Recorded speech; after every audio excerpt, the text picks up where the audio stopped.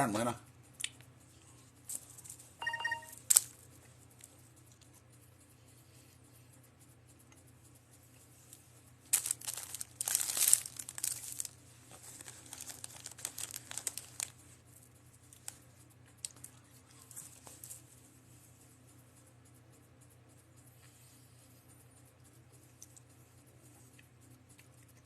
What's up, Nicole? How you doing, sweetie?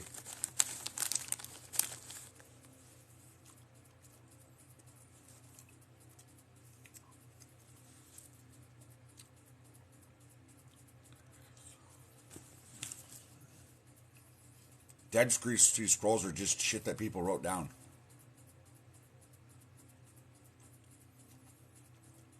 I don't think they're holy books. Correct, Tiffany. You are not alone.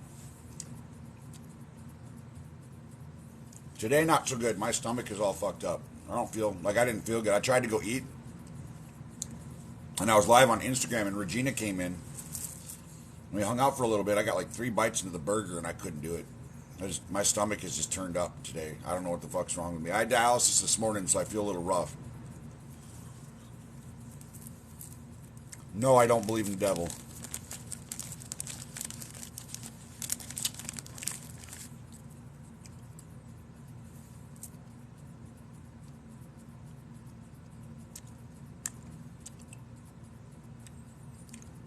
I don't want your prayers, Cindy. Keep your shit to yourself. Yes, I am an atheist. No, Dale, I shouldn't. No, I don't. There are a lot of things in life I need. Adding the guilt and baggage of Christianity is definitely not one of them.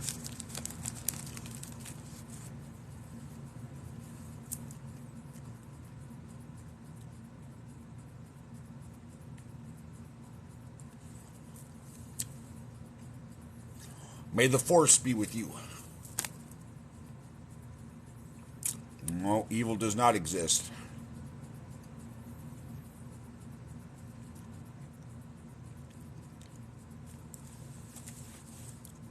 I'm accepting guest requests. We can have a conversation if you want to put your ass in the box.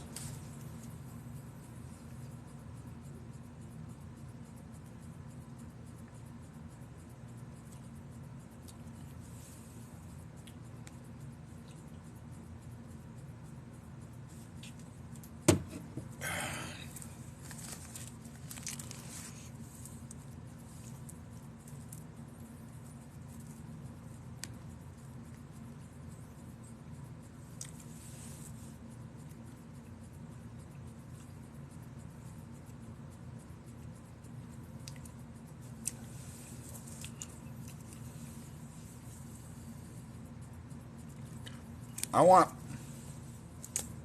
Christians in the comments to be aware of something.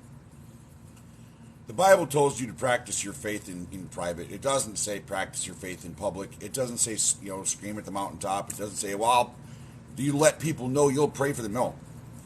Jesus said, don't be a hypocrite. Shh. Keep your religion to yourself. It's really that simple. You don't have to stop at this page. This is TikTok. You can just keep scrolling.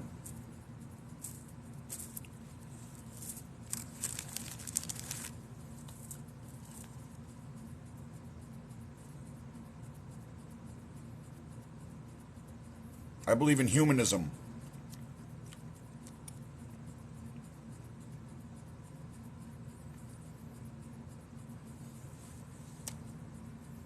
No, he did not tell you to spread the word. He told the apostles to spread the word. He did not tell Fly Intuitions 0775 to spread the word. He told his apostles to spread the word. You are not an apostle.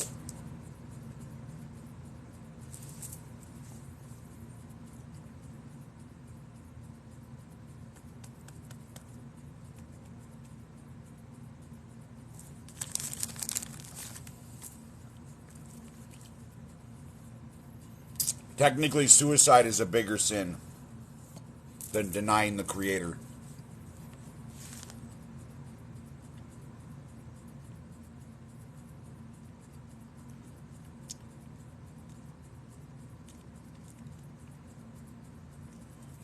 Evil doesn't exist.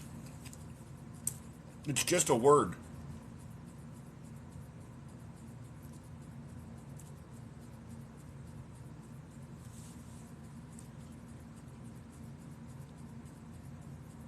The live last night ended at like 4:30 in the morning.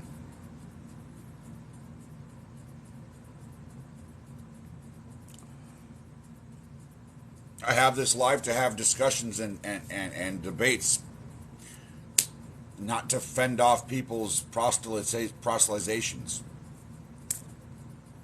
I mean, if you want to have a conversation and you've got 1,000 followers, because TikTok requires that you have 1,000 followers to go live, then send in a guest request. And we can have a conversation. But this isn't the place for you to proselytize. You want to do that? Go to your own page and do it. Yep, conflict. I know Christians love their revenge. I get it. Christians always got revenge on, well, you don't believe what I believe? Well, God's going to burn you in hell forever. Yeah, I get it. You guys like your revenge. It is what it is.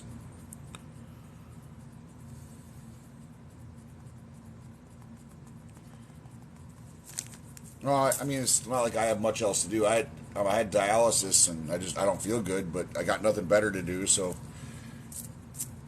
I enjoy being on TikTok, hanging out with people.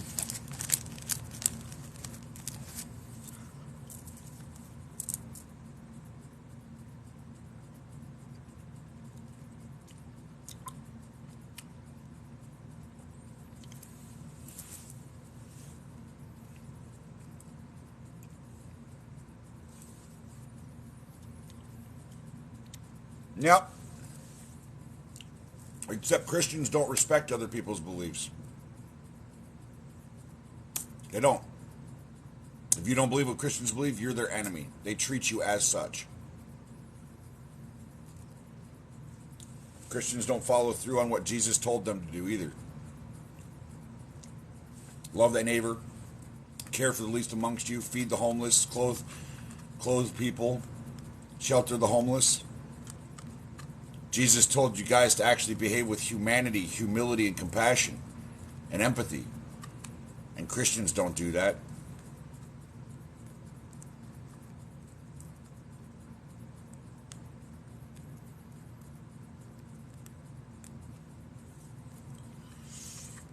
Yeah, there are secular rescue missions there, dearest. It isn't a Christian thing.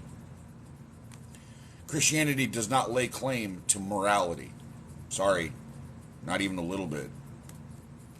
And if you look at Christian history, it's actually the opposite.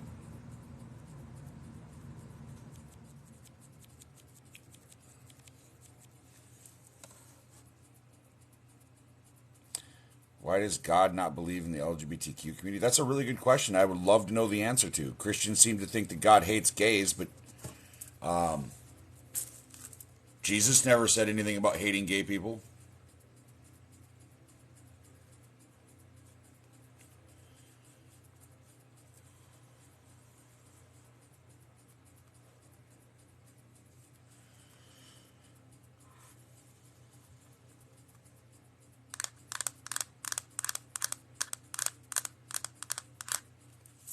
No, I don't pray. Why would I pray? I don't believe in a God. No, my biggest problem is Christianity in and of itself. It teaches some pretty horrific things. The Bible was used to condone slavery in the United States. The Bible was used to strip women of their rights to vote and own property. The Bible is now being used to hate the LGBTQ community. And if you look at history and how Christianity, by and large, has comported itself, it's a pretty brutal ideology. Christians did not abolish slavery. Christians instigated slavery, and they used the Bible to do so, because the Bible condoned slavery.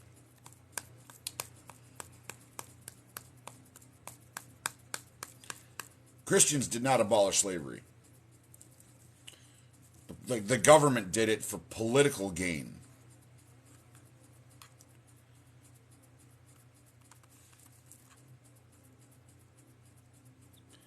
What doesn't? I'm a humanist. Just because I don't believe in a God doesn't mean I'm a soul or I'm a mean bastard. I'm a humanist. I have beliefs. I care and have empathy and compassion for other people. I don't like seeing people be homeless or addicted or going hungry. I don't like to see pain and suffering in the world. Why would I read the Bible? Because I wanted to know more about it. I was curious. I ended up reading it like 3 times. Last time I was like 27 or 28. Last time I read it. Never going to read it ever fuck again. I don't like that book. It's a fucking book of nightmares. No, I don't have a soul. Nobody has a soul. Souls are not real. It's myth. It's made up.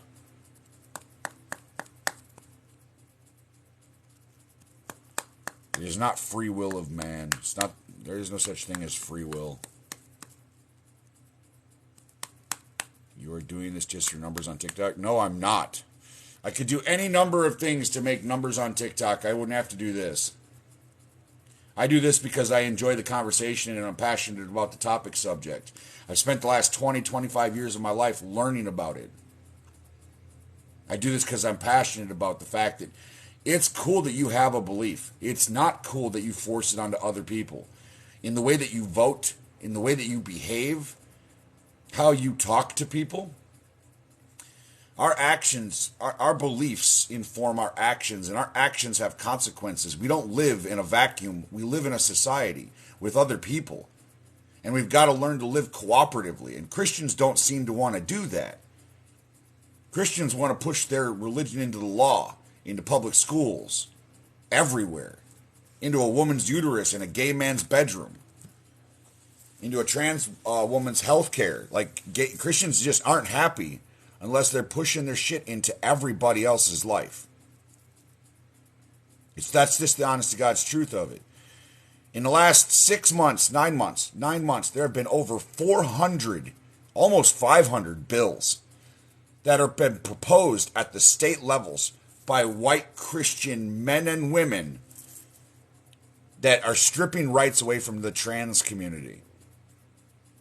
They've even, in some states, made it illegal to be trans entirely.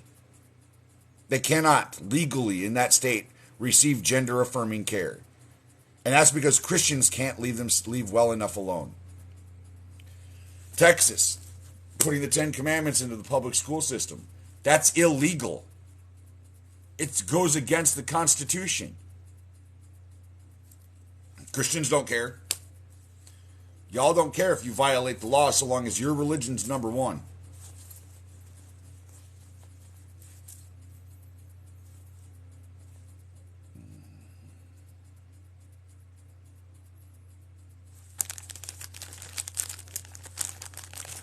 Well, your extremists are the loudest voice for you Christians. Christian evangelicals are the loudest voice in your community. Where are you? Where are you fighting for trans rights? Where are you fighting for gay rights? Where are you to stop the constant violation of the separation of church and state? If these evangelical Christians aren't your voice, then why the hell are they speaking for you? Satan doesn't exist.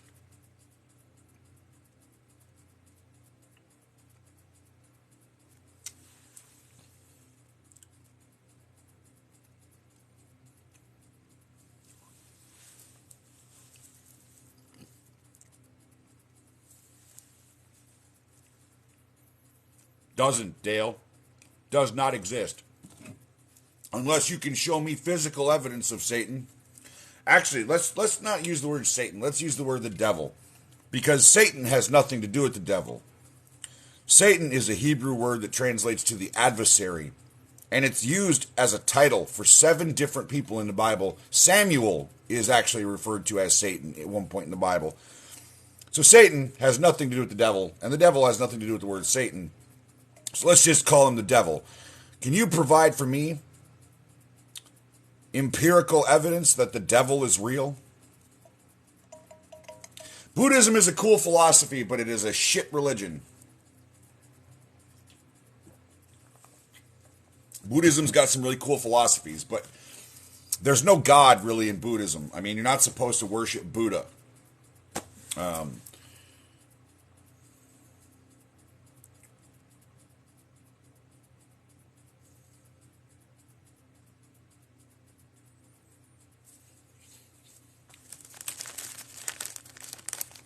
I'm accepting guest requests if people want to hop in. I mean, it is a little early yet. It is only 2 o'clock in the afternoon-ish.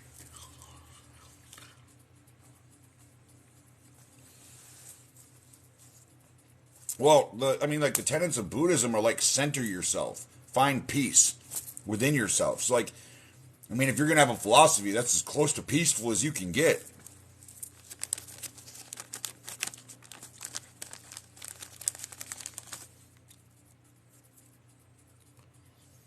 No, there is no evidence against a God existing. There's also no evidence of a God actually existing. So, no evidence of a God and no evidence of not a God. So what do? Do you just assume there's a God? No. You withhold judgment. You stay in the middle. That's where I'm at. I'm an atheist. I'm in the middle. I don't know if there's a God, so I'm agnostic.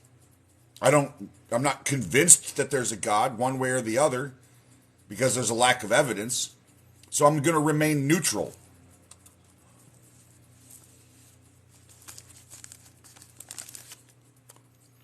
I am on the verge of anti-theist, though, which is no God. And the reason I'm on the verge of that is because I'm tired of seeing Christians fuck the world up. I really am.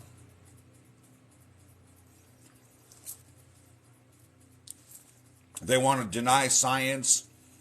They want to fuck with education. They want to strip women's rights to bodily autonomy and health care away from them. Christians just want to do some weird shit. Here's a good couple of examples. In like 3 states, Christian conservative Republicans kept it legal to marry 12-year-olds. There was a vote to raise the minimum wage of consent to marriage, and Republican Christian conservatives voted it down in like 3 different states. Christian conservatives are also the ones that are trying to force 10-year-old girls to give birth to their grape child. They're also the group that is trying to relax child labor laws in like 5 different states.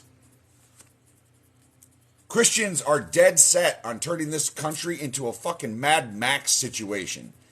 Their right-wing media sources are spreading fear and lies and hatred, so much so that people are actually scared enough that when a kid knocks on their front door, they shoot him.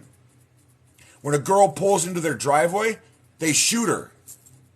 When a girl walks up to some stranger's car by mistake, he shoots her. That's how scared people are right now. Everybody's afraid of the big boogeyman. The crime rate's really high, which it isn't. The crime rate is like 60% lower than it was in the 1990s. Christians are spreading fear and propaganda and lies. Period.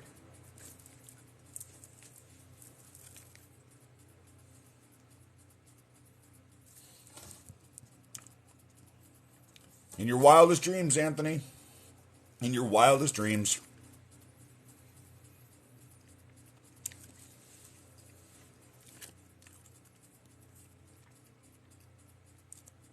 Where do I get my statistics? What statistics? I didn't quote any statistics. And as far as the new bills that are being signed by Christians, that's public fucking information.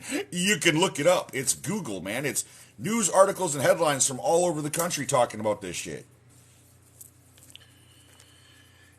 Oh, my health is okay. I'm still on dialysis. I got off of dialysis yesterday and I was like going through like some pretty severe back pain. I got off of dialysis today and my stomach was like upset. It felt all gross and wiggly and shit. I don't know. I feel a little bit better now that I got some sleep, but not much. Do you believe our technology will be way more advanced if religion didn't? Oh, yeah, dude. Oh, easily. We would be more than 1,000 years more technologically advanced right now if religion hadn't been as fucking drastic as it was. Like, imagine what we could have done with 500 years not being in the Dark Ages, or not fighting in the Crusades, or not torturing each other for thought crimes during the Inquisitions. Imagine the shit we could have accomplished if we weren't denying science because it made us uncomfy, which is what Christians do. They deny evolution because it makes them uncomfy, even though evolution has nothing to do with their God. Evolution doesn't disprove the existence of any God. And even if Christians could somehow disprove evolution, they still couldn't prove their God by doing so.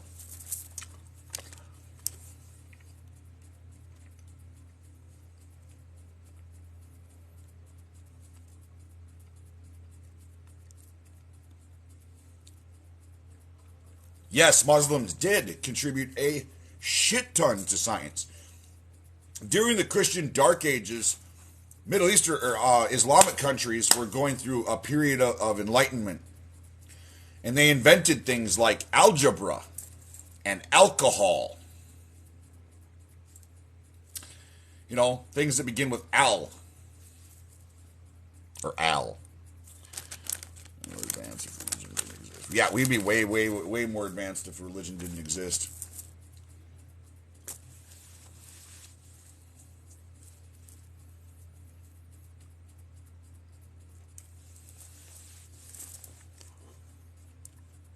Right. That is correct. If you need a sky daddy to tell you how to behave, you weren't a good person to fuck it from the beginning.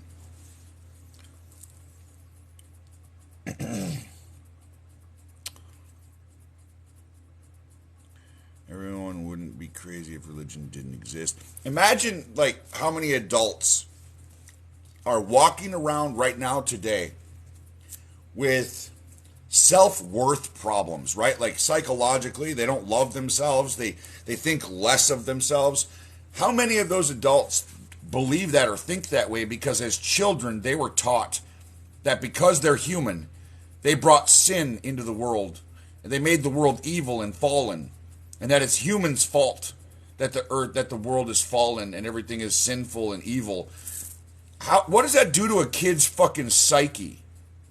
And if they don't love this totalitarian, authoritarian sky daddy, then he's going to punish them for eternity and in torture forever. Like, it's emotional manipulation and it is child abuse. 100% child abuse.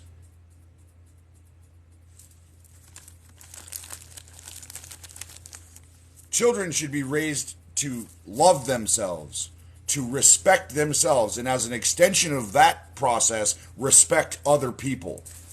If you can't respect other people, you can't respect yourself.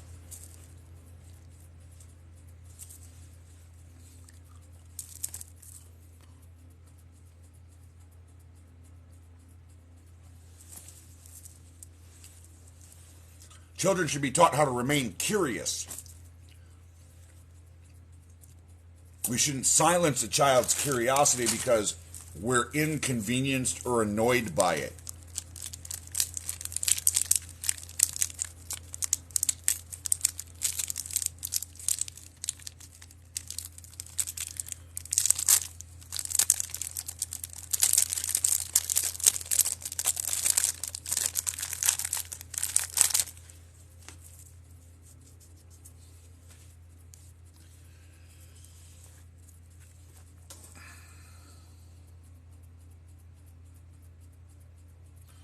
How do you know the true just and true wrong? I don't understand that question.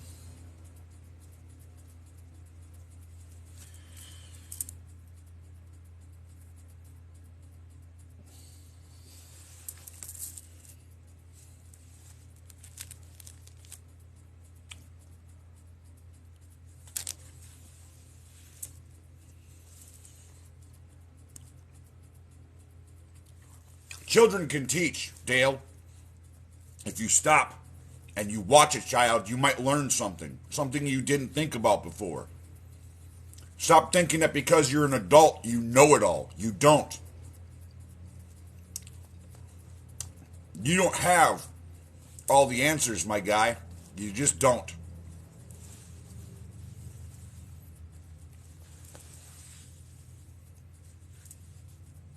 And I've learned from watching children. I've learned some pretty interesting shit watching children. I don't like children much, but I've learned some pretty interesting shit watching them.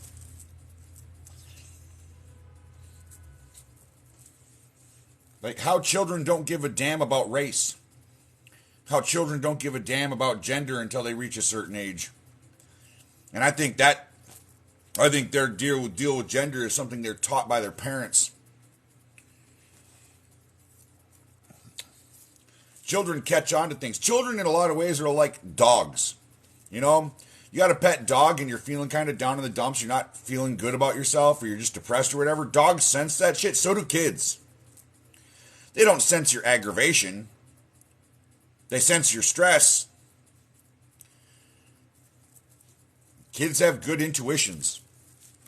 They just don't know how to communicate.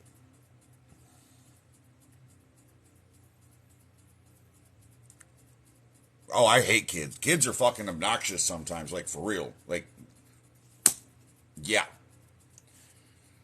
Like I watched a kid at the gas station the other day grab an orange, put it in his mouth, throw it on the floor. His mom told him to pick it up. He picked it up and put it back in his fucking mouth again. Kids.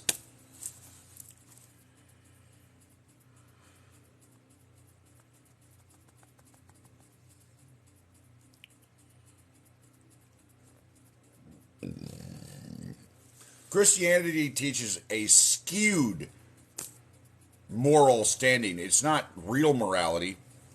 And Christianity doesn't teach morality at all.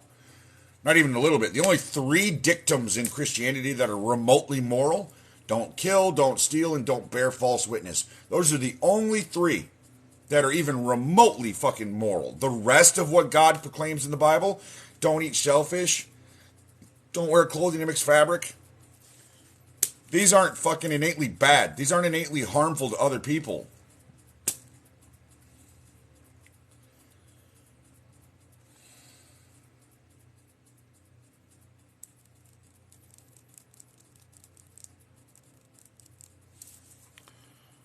Dale, you don't know jack shit about my childhood. Don't make assumptions. You, again, trying to pretend you know more than you know. Stop it. Why would an atheist care what God said? Why do you think I'm an atheist, Dale? Do you think I just arbitrarily decided that the God story was bullshit? Or maybe do you think I read the Bible a few times? Maybe do you think I read about the history? Maybe do you think I read biblical scholars? Maybe do you think I actually put in the time, effort, and energy to understand it? How about that? Shocker, right?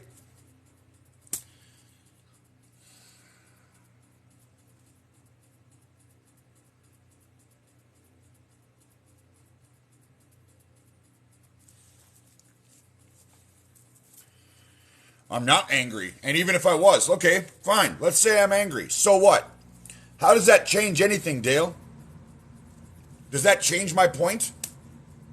Does the fact that I'm angry at Christianity for hurting my friends and family, does that change any of my points? That you have 0 physical evidence for a God, 0 physical evidence for a devil. Does it change any of the points that Christians are inherently tribalistic and mean-spirited and violent? No, it does not. So my anger is justified.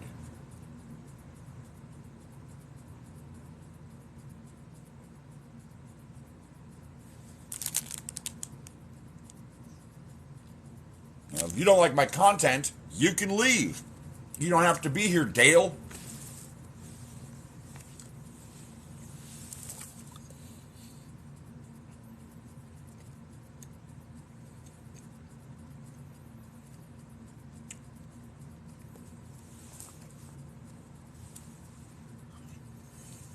Yes, I have an upside-down cross on my beanie, so what? There's also a skull. A demon skull. Dun, dun, dun. Because Christians are gullible and they think everything is the occult. Dale, I will let my anger go when you Christians learn to mind your business. When you get out of a woman's uterus, when you get out of a gay man's bedroom, when you get out of a trans woman's health care, when you get out of public schools, when you get out of government office, when you learn to keep your religion to yourself and mind your business, I will stop being an ass about it. That simple. Really. Just that simple.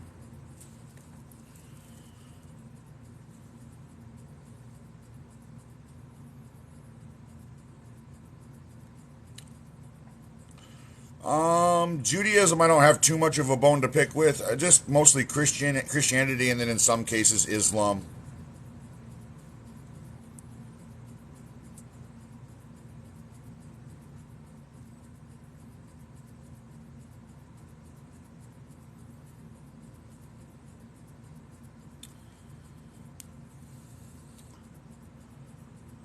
Oh, I don't want to hear that from you, Robbins.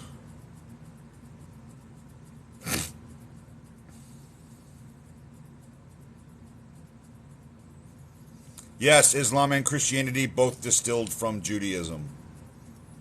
Well, a version of Judaism. There were a couple of different versions of Judaism before we got to Christianity.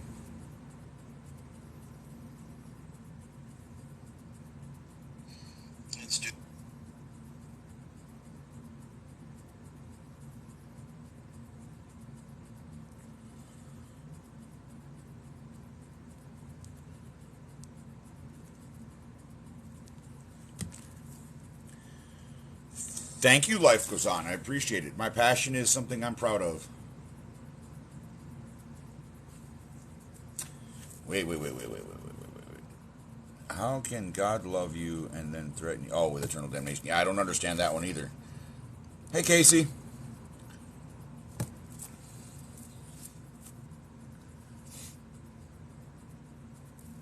Yeah, I talked about how dumb the Jewish laws are. I did. I said I don't have much of a bone to pick with Judaism. I didn't say I didn't have a bone to pick with them, just not much of one. They're not nearly as bad as Christians are. Jews aren't writing laws to strip people of their rights. Jews aren't interrupting education. Jews aren't getting in the way of people's personal health care. Jews aren't inserting themselves in the government. Jews aren't doing anything to hurt people. Christians actively are looking to hurt people. I mean, half of you, when you get in here, if you tell me you're going to pray for me, or you threaten me with your damn hell. Christians love to threaten people. Well, you'll find out when you're dead. God's going to burn you, boy. Uh-huh. Sure ain't.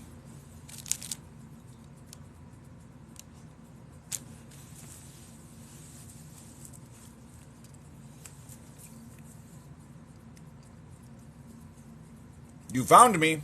Hello, here I am.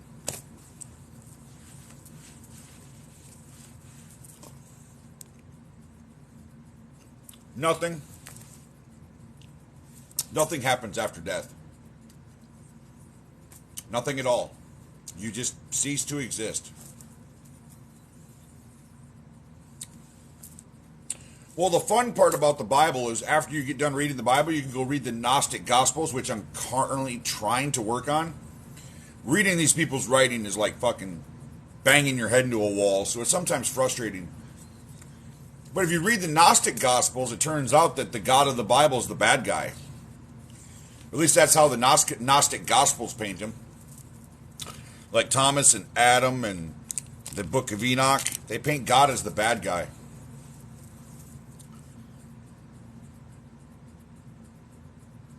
I don't give a fuck about Israel. Do I live in Israel? I don't care. And as far as the Israel-Palestine thing goes, it's a bunch of idiots using their religion to fight over the Holy Land. Their whole fight, their entire battle, is over a patch of desert that they refer to as the Holy Land. Come on. People ain't even trying at this point. It's fucking embarrassing, man. Fighting and hating on each other over their religion, which is what is literally inspiring that conflict. Religion.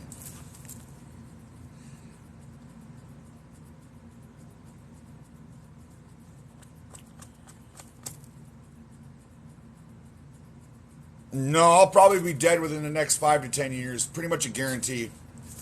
Actually, I'll be surprised if I make it 5 years. I'm on dialysis for kidney failure. I'm on borrowed time. I'm gonna die sooner than later. And there's no hell. There's no heaven. I'm not worried about it. I'll be at peace finally. Fucking quiet.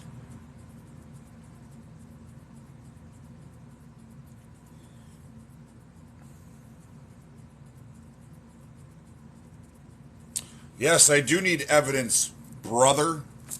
Very much need evidence. I don't just believe shit because somebody told me to.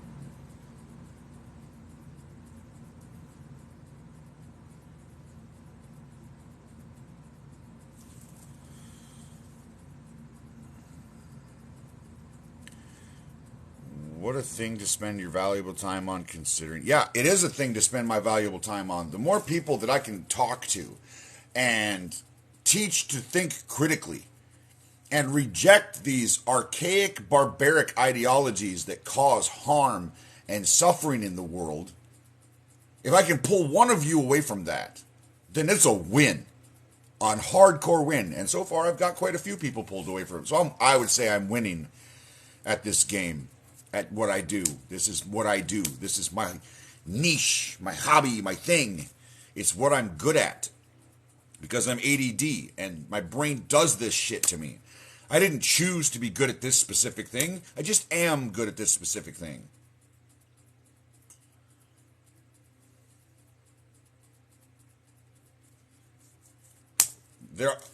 NDEs have been studied ad nauseum. Does anybody, like, are you guys curious at all? Like, do you guys actually, like, look shit up? We have studied NDEs ad nauseum, and we know for a fact it's nothing more than a hallucination. That's all it is. You're on drugs. That's what it is. It's DMT being secreted by your brain to relieve the anxiety of death. You're going in a hallucinogenic dream state. That's all it is. It's not prophetic. You're not looking into the future or the past. You're not going to heaven. You're not going to hell. You're just dreaming.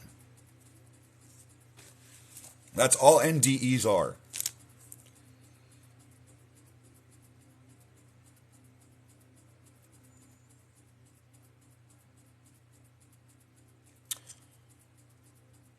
On my way over to RTO working on sign hallucinations of being childhood. Yes, and also, Nicole hit it right there on the head. NDEs are culture dependent. In cultures that celebrate different religions, near-death experiences are different than ones that celebrate Christianity or Christian or American culture. So it's completely dependent on your culture and how you were raised. You're not seeing truth in an NDE.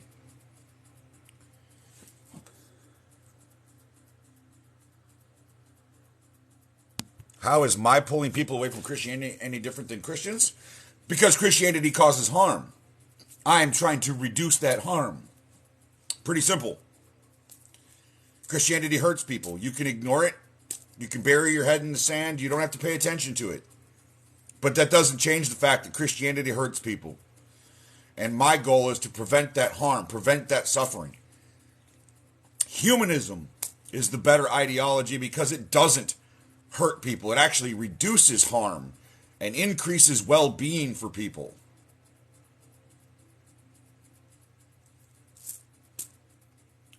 That's my goal. Reduce harm, increase well-being, critical thinking, skepticism, irreverence.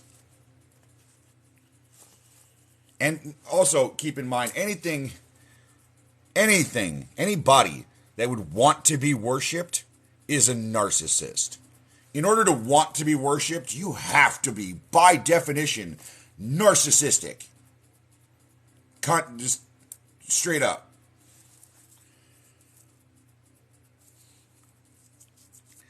Yeah, we got some cool peoples in the live. No, religion hurts you. You're just not aware of it.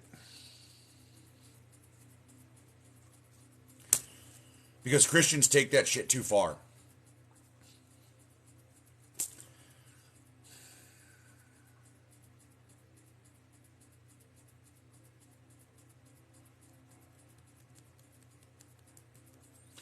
Yeah, that's something that people don't think about. When you're dead, you don't have a nervous system. When you're dead, you don't have a brain. When you're dead, you can't feel pain.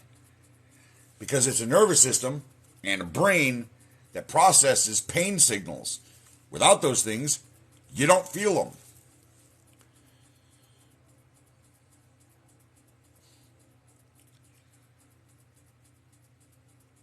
Cool guy from Watch Dogs. I don't know that I've ever played. Is that game? I don't think I've played that game. My brother may have played it, but I've never played it.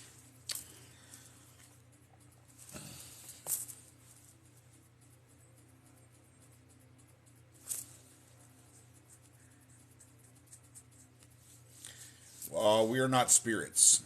Spirits do not exist. Spirits are not real.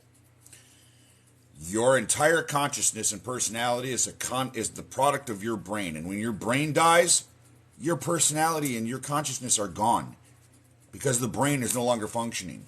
Unless you can provide solid evidence that a consciousness can exist absent a brain. But good luck with that.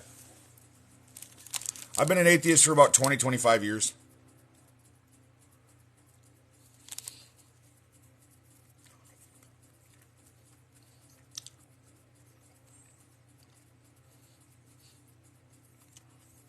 Right there with you, Ditto.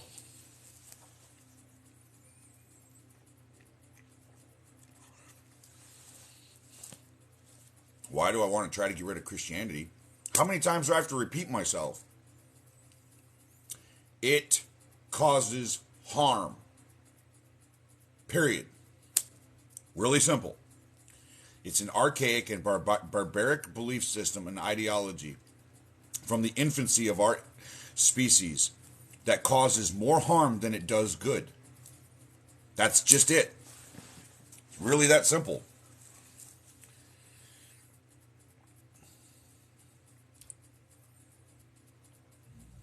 How do you stop people from sharing it?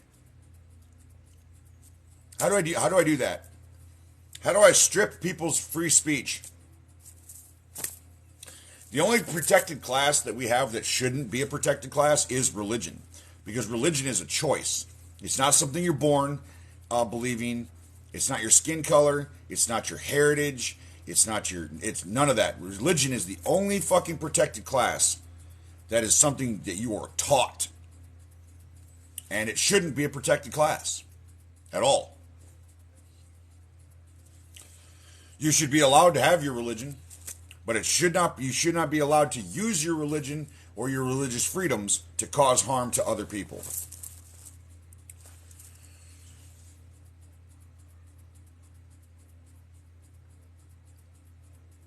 No, it doesn't prove what Jesus did. I don't believe that Jesus is a real person. There's not enough compelling evidence for that. But it wouldn't matter. I mean, what he did or supposedly said, the Bible's full of shit.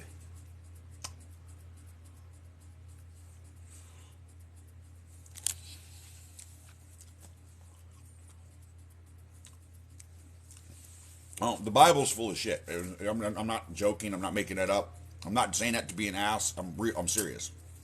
It's wrong. Period.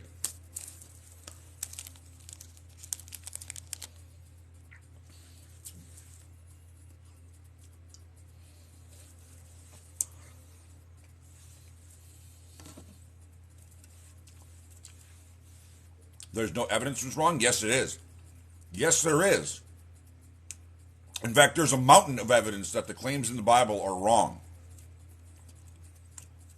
Nothing happens when you die. You just die.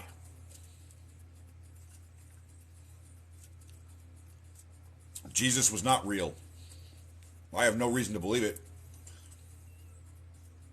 There's no eyewitness testimony of Jesus. All the fucking accounts in the Bible are second and third hand, written by mostly anonymous authors, 60 to 150 years after the death of Christ. Will I be on tonight? Absolutely, Essence, I will. The global flood did not happen. You want evidence of things that are wrong in the Bible? The global flood did not happen. At the time that the global flood was supposed to have happened, there were indigenous tribes of people on every single continent on this planet, from Australia to the Arctic. Geology disproves the global flood. Paleontology, the fossil record, just basic geology, because we understand how sediment layers form, disproves a global flood. Engineers disprove that the ark could even float. Unless you want to try to explain to me how a kangaroo hopped his happy ass from Australia to the Middle East and then back to Australia again. Yeah, that's an absolute nonsense story. The Exodus never happened.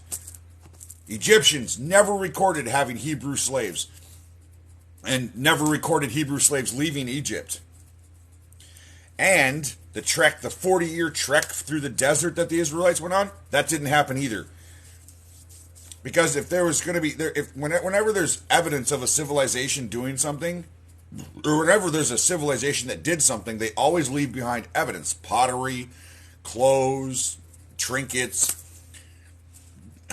Israeli and Palestinian archaeologists have been looking in the desert since the 1970s, looking for evidence of the Exodus, and they haven't found it. So no, the Exodus didn't happen either. Have I seen The Exorcist? Yes. A couple of different Exorcist movies. I don't like scary movies. I'm not a horror flick guy.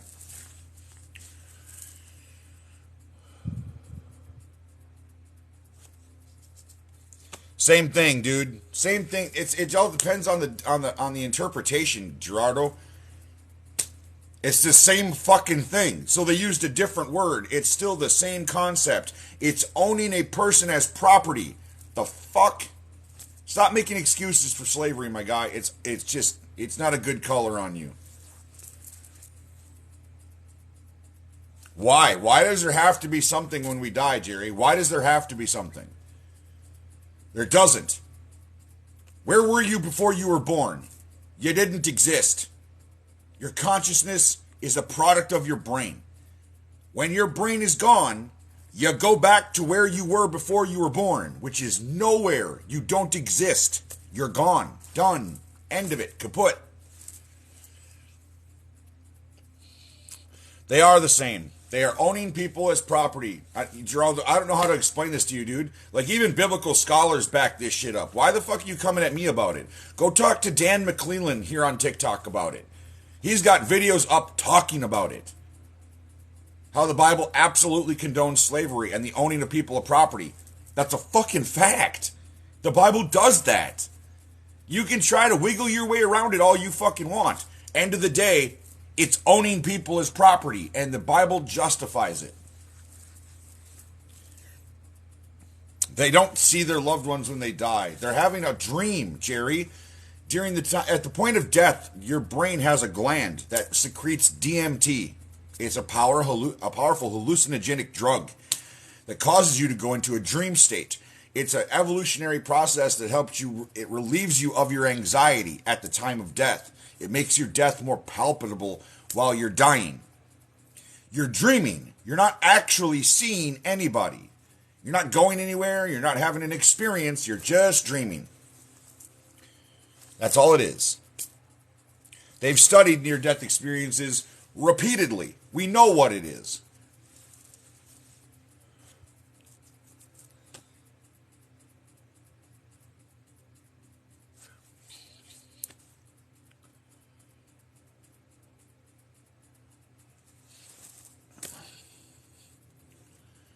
Gerardo, you can believe whatever the hell you want, man. I don't care. The Bible says slave. Biblical scholars agree that it means slave. So I'm going to go with the academic and educated people rather than some rando on fucking TikTok. Sorry. I don't care about your fucking opinion.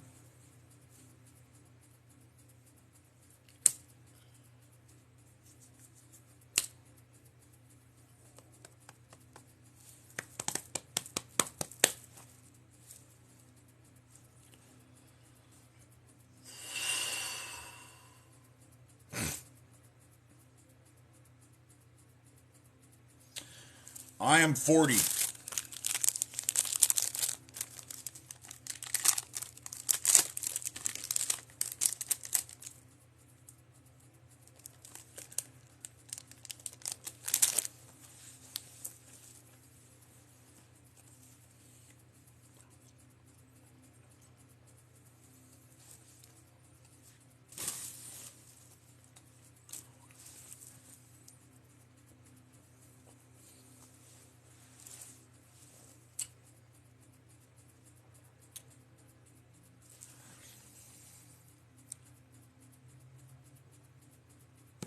Nope. I'm sorry, Redwood.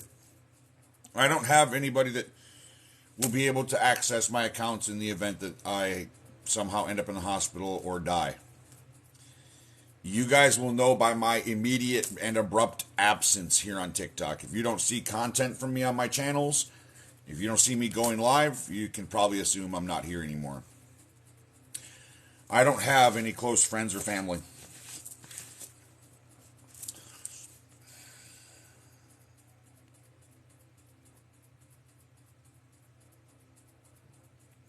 The point of life, Jerry, is to give life, or the purpose of life, Jerry, is to give life purpose.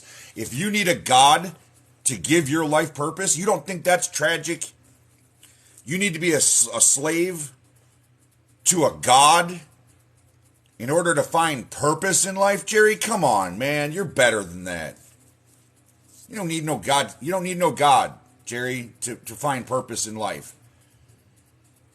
The purpose of life is to give life purpose. That's for each individual person to decide subjectively for themselves. The happiest I've ever been was on a motorcycle. Love it. I'm elated. I'm stupid happy on a motorcycle. I love riding bike.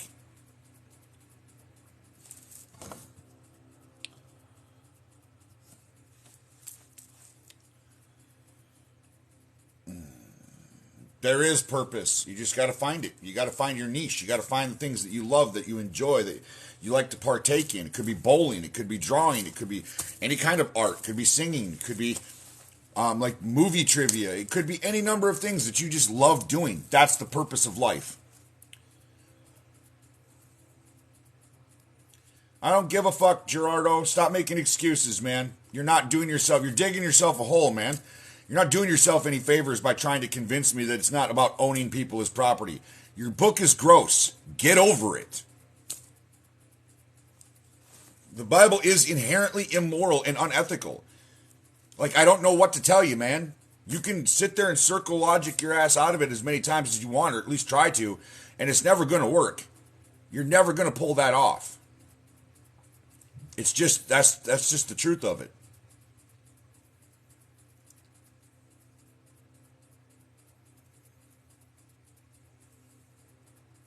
It is meant literally, Gerardo. Keep making excuses, man. You're just digging yourself back into a hole again. You've changed your answer 3 times. Now, you've attacked the language that was used. Now you're saying it's poetic. And now you're saying it's not literal. Like, you just keep moving that goddamn goalpost, man. I don't know what to tell you.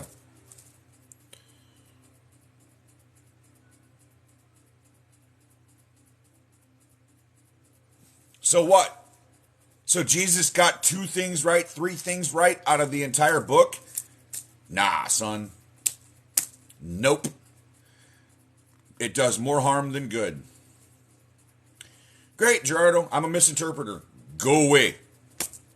I don't care about your opinion. I told you. I'm listening to academia. I'm listening to the people who've spent their lives studying the Hebrew, studying the Greek, that studied this book. I am taking their lead because they are the experts. They are continuously reliable in regards to their interpretation of the religion and what was being done and why it was being done. So if you want to argue with somebody, go argue with Dan McClellan here on TikTok. Leave me alone. I take their word for it. So I'm not even the source of this shit. Go talk to Dan. I got half of this from him.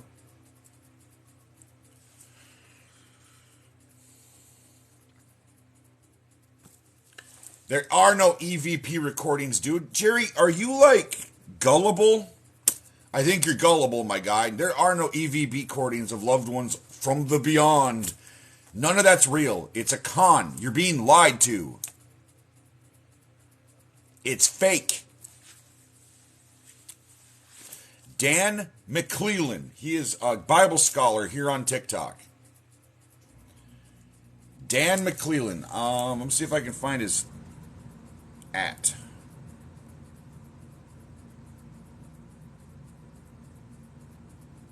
Sorry, give me a second.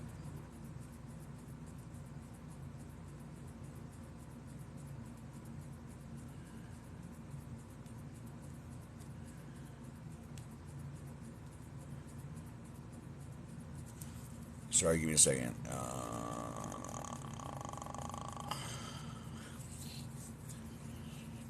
Yeah, Dan McLean he's a human encyclopedia about biblical history and authorship and stuff. He's a really smart guy, way smarter than me, like way smarter than me. I am taking guests tonight, Odin's. We just don't have enough people in the live right now. It's still early in the afternoon. It'll be a little while before we get enough people in here to do that.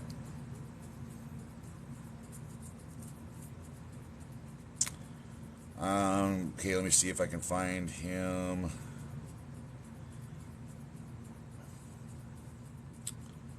Dan McClellan. The meek shall inherit the earth. So it's at MAKLEIAN.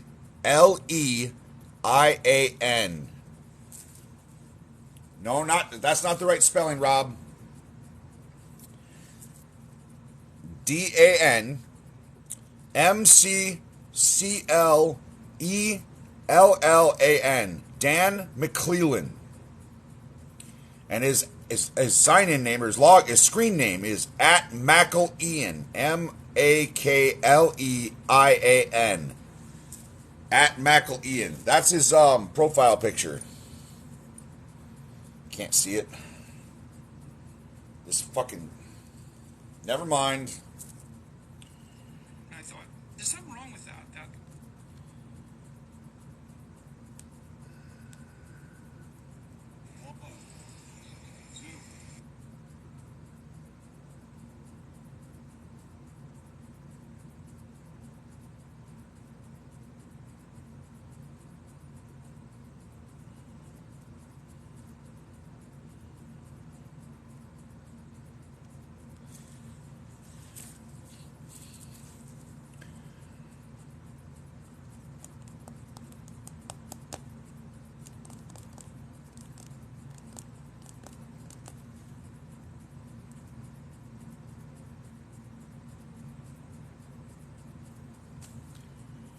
Why won't any Christians change their minds? Because they've been indoctrinated. Because it's emotional manipulation. And it's hard to break that kind of shit. It's not easy to deconstruct a faith like that. Even people that do manage to pull themselves out of the faith struggle with it. Like, it's not easy to deconstruct. It's not easy to admit that you've been lied to and that you're wrong about your assumptions about the nature of reality.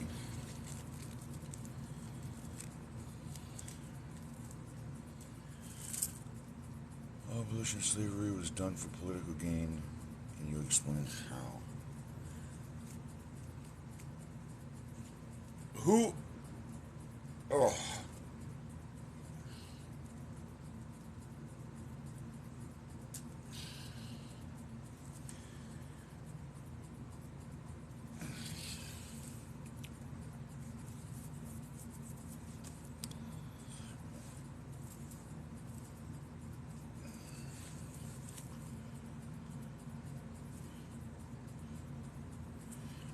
Yes, I was a Christian. I grew up Methodist. Nominally, my parents weren't that religious. They were religious, but not that religious. And I didn't suffer any real trauma from the church. I mean, other than that, it was boring as piss. And when I was a teenager, I was in and out of juvie a lot for getting into fights. And I one day sat down to read the Bible because I thought it was going to make me a better person. If I was a better Christian, I would naturally be a better person. And it backfired. I made it as far as Leviticus before I called nonsense, before I said, this can't possibly be real. Do people actually believe this? None of this is real. And it's immoral, and it's wrong, and it's really mean and horrible.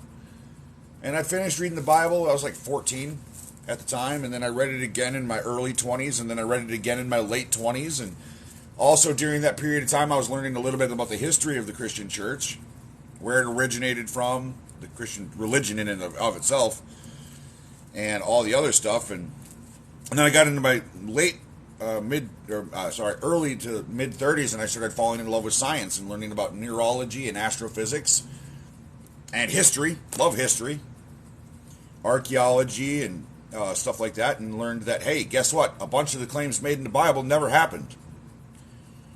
They never happened. It's just that's the historical fact. It just never happened. So everything about Christianity just kind of crumbled, man, over time. It was like 20 years of deconstruction.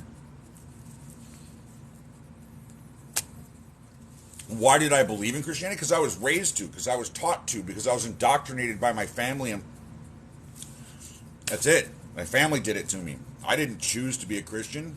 I was just born into a family that was Christian.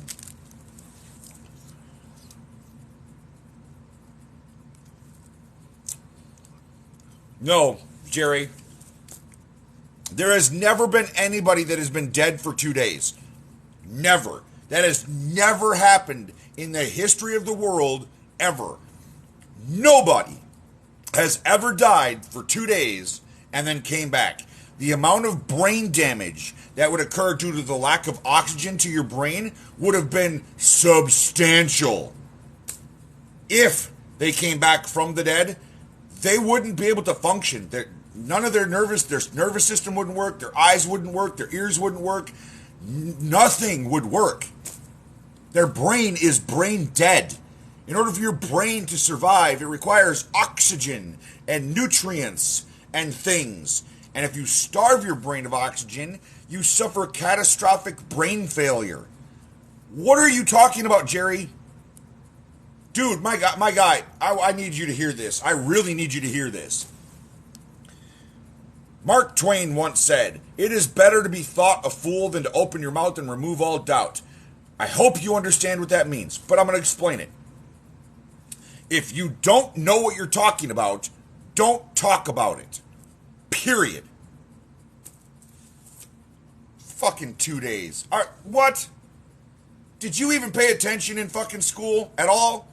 I mean, we learned in health class that the brain starved of oxygen suffers damage. Health class.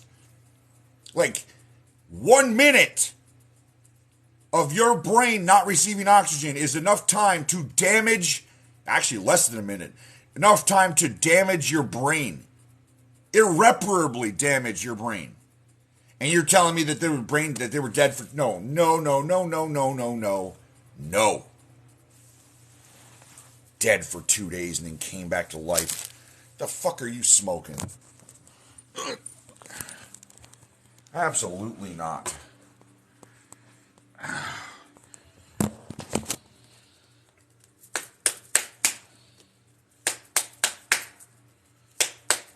People really do choose to believe some wonky shit in the age of fucking information. Age of information.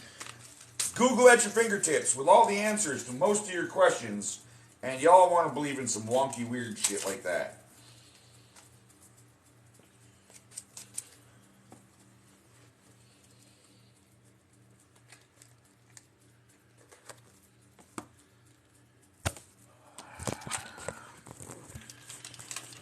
I hate daylight.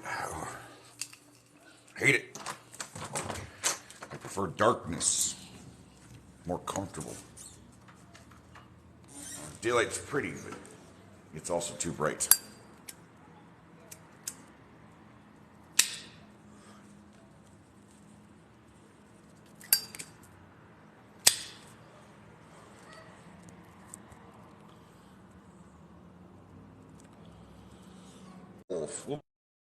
Requests, if they're still here. She is. Look at that. Hello. Oh, I'm sorry. I There you was are. looking away. Um the thing of it is that they get really triggered because people that don't believe in Christianity, it's some kind of triggering where if you don't believe in Christianity, then you're attacking my belief system. Just your Right. existence as a non-Christian is very triggering to them. Yep. I'm just waiting to see what the And they comments say. view I you tried to get as an enemy. If you're not with them, you're right. against them. That's how they see the world. Black and white binary. And I tried to get into your live last night because I wanted to get a hold of Donna. Oh, that was a waste of your time and mine. Oh, That woman was I certifiable. just, She said I the Earth just, was flat that and was, that history didn't exist. Like, real? Like, she said that shit. wait, that's the one that said she was an eighth grade teacher? Or there Oh, was I two don't Donnas, remember which right? Don. There was two of them. That was crazy. That was just absolutely crazy. She said Oh, they're history was quiet a now. lie, but she also said that the Holocaust happened. So she doesn't even know what the hell she's talking about. Like, the Well, Holocaust I did was happen, typing but stuff and I'm like, contradicting I herself. typing stuff, but what they don't want to say is that, yes, Hitler did commit genocide against the Jews, but he also committed genocide against all the disabled people And because they went gays into the and gas chambers and stuff also. Huh? and and gay people and trans people and black people and Asian people and And the everybody. elderly.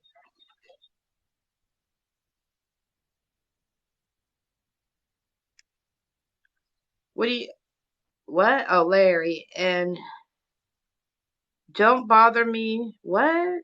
Oh, yeah. Okay. I was reading. I'm sorry, I'm partially blind and I read a little bit slow. Yeah, that's the other thing. They're too preoccupied with what other people do in their own bedrooms.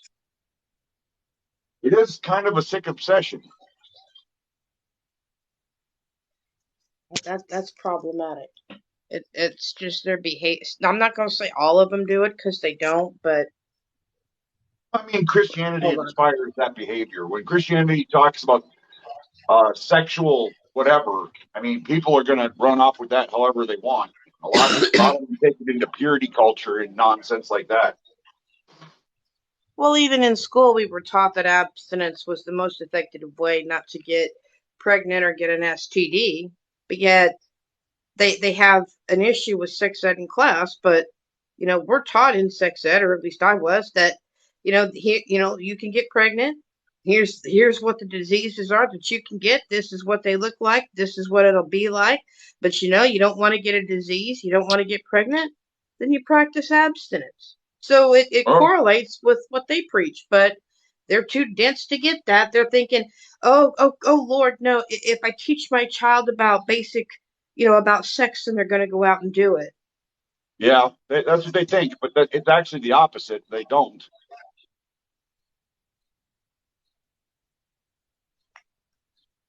What morons do?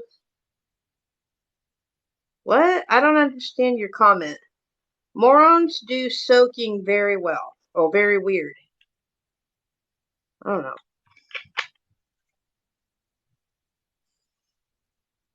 Oh, Mormons. Oh, yeah. They're weird. I wanted to ask her about the atrocities committed at residential schools, but, since she said history was a lie. The only reason she said history was a lie is because history refutes her claims about the nature of reality, about her worldview and perception. Have you ever tried do they, any of them in here know all about Mr. Greg Locke? Oh, I'm sure some the atheists know about him. Mm-hmm.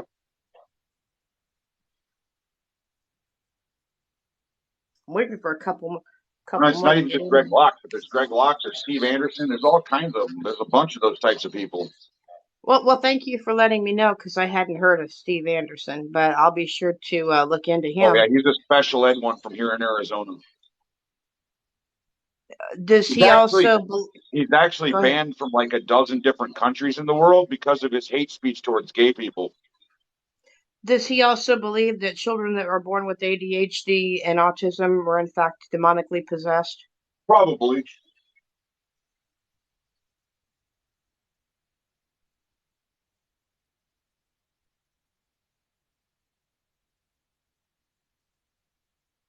Who's being deluded? I'm trying to read your comments here. Um, Aw, Ethan, I thank you, too. Girk. Appreciate that. Very sweet of you. I mean, granted, I'm a practicing pagan, But, if people, I don't have a problem with people's beliefs. It's just that, they cannot handle the fact that when you're not Christian, they just can't handle it. And I get really tired of people that are pagan or people that are atheist always coming on here to discuss their beliefs or no beliefs, and then the Christians just come in and it's like the wagon wheel, and it just really ticks me off when people do that. Well, I'm here for the debate, provided somebody wants to be intellectually honest and have a conversation. But I mean, if they just want to proselytize and preach, I'm not here for it. No. Or if they want to continue with the same argument for like an hour.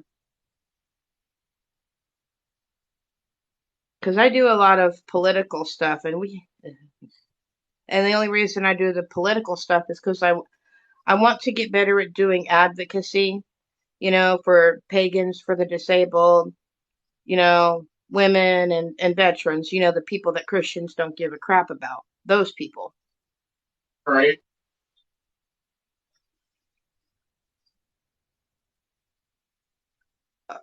You're not Christian, though? Well, hey, whatever. That's cool.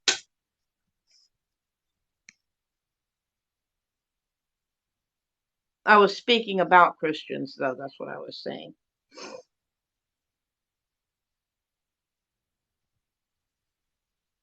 So I guess we're all just going to sit in here in our delusion, right?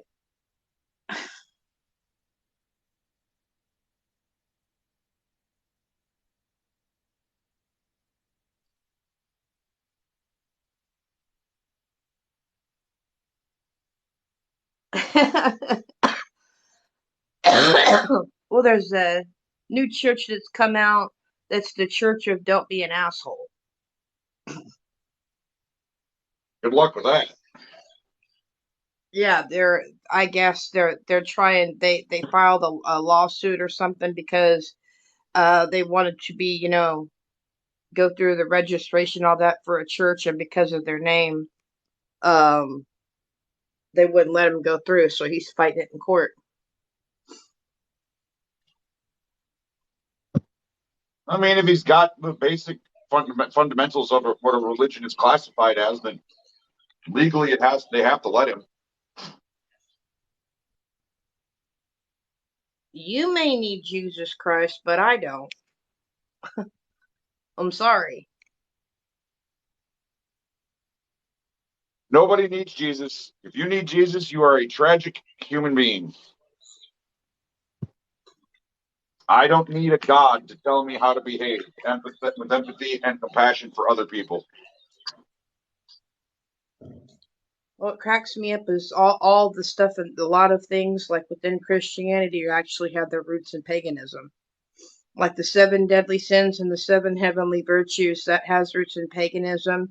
It's from a Plato, Speeches from Society, and a priest got a hold of it and implemented it. Technically, all religion comes from paganism. Exactly.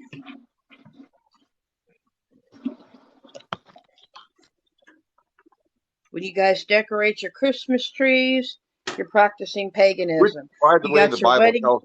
The Bible tells them not to do that. In the Bible, it says you're not supposed to decorate a tree. Jay, you don't get to force your beliefs on me. You have your beliefs. You're that's on you, but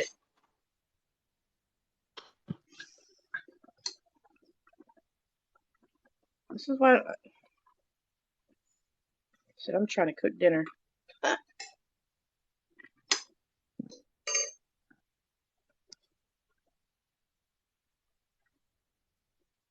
Exactly. Who's we?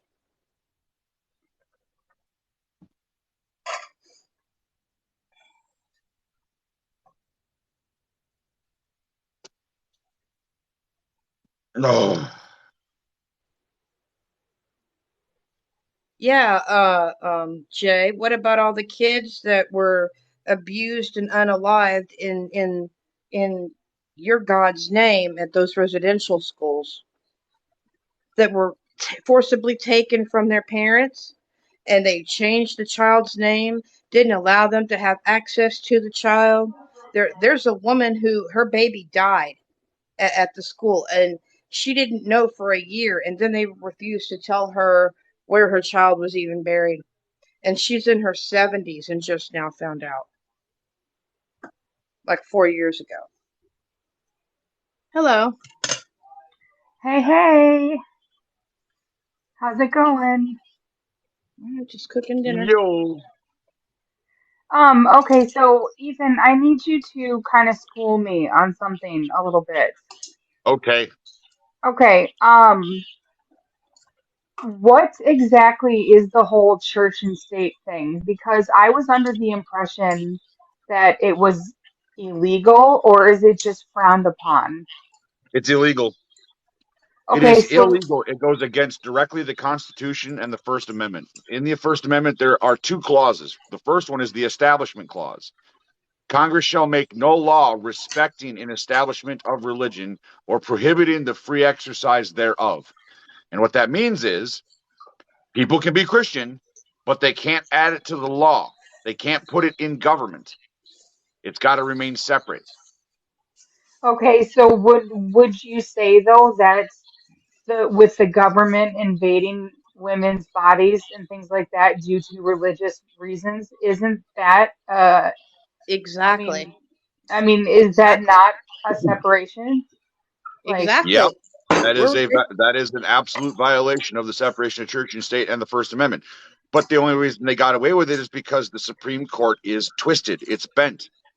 it's corrupt. The Supreme Court is supposed to be neutral. They're not supposed to be conservative. They're not supposed to be liberal. They're supposed to be neutral and interpret the law. That's their job.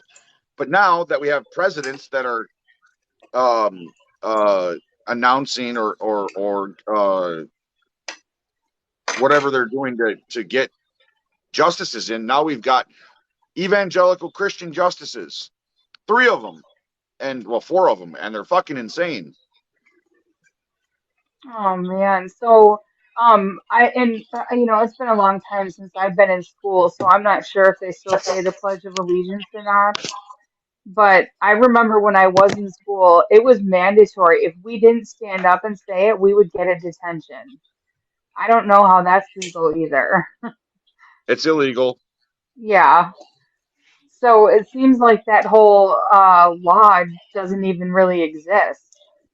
It does. It's just that Christians have decided to rewrite it and reinterpret it. We've heard Lauren Boebert stand up on a stage and say that the separation of church and state is nonsense, that the founding fathers were Christian and we're a Christian nation. They think that. They genuinely believe that we are a No, Christian nation. We're not. We're not a Christian nation. she said it No. never existed, is what she said. That was crap that was it wasn't true, and then that's why she wants to get the education system tore down, because she doesn't want that taught in schools about separation of church and state. That's Hmm. why. Yeah, they want this country to be Christian nationalist. That's what they want. They want to turn America into a Christian theocracy.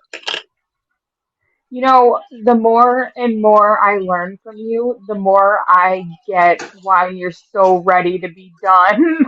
Like, I know it's such a horrible, like touchy, sensitive subject, and it's Not nothing to really. laugh Not for me. about. I mean, it's Not for me. nothing to laugh about whatsoever, but I get it. Like, I totally get it, Ethan, and I am so sorry for your circumstances right now. It's all right. Yeah. It's not a touchy subject for me. Considering it's every day the idea of going into hospice care, going on pain medication, and then just dying. It's on my mind every day. It's something that Yeah. never goes away. Yeah. I always think about it. So not a touchy subject. It's just part of reality. I just can't believe that that your family is just like, you know what I mean? I mean, where are they? In Minnesota, Yeah. Fuck me off for all I care. Honestly, at this point, I don't give a shit. Yeah. It's just really unfortunate. But I appreciate you coming on here every day. I look forward to your lives every day, and I even started inviting people too. Like I invited like 3 people last night, and they listened to you until they fell asleep. And you're definitely getting more fans. I appreciate that. I'm hoping it holds out this time. We'll see. How many do you have any backup accounts right now? I have a few. Do you have enough followers on them? No, not even close. I'm still working on getting followers on those channels. Okay, I gotcha. Oh yeah, because they like to get you banned when you say things they don't like. They Yep. love doing that.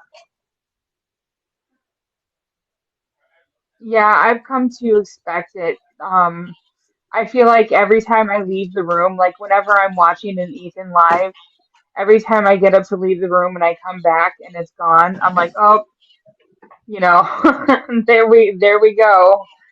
Another one bites the dust. Yep.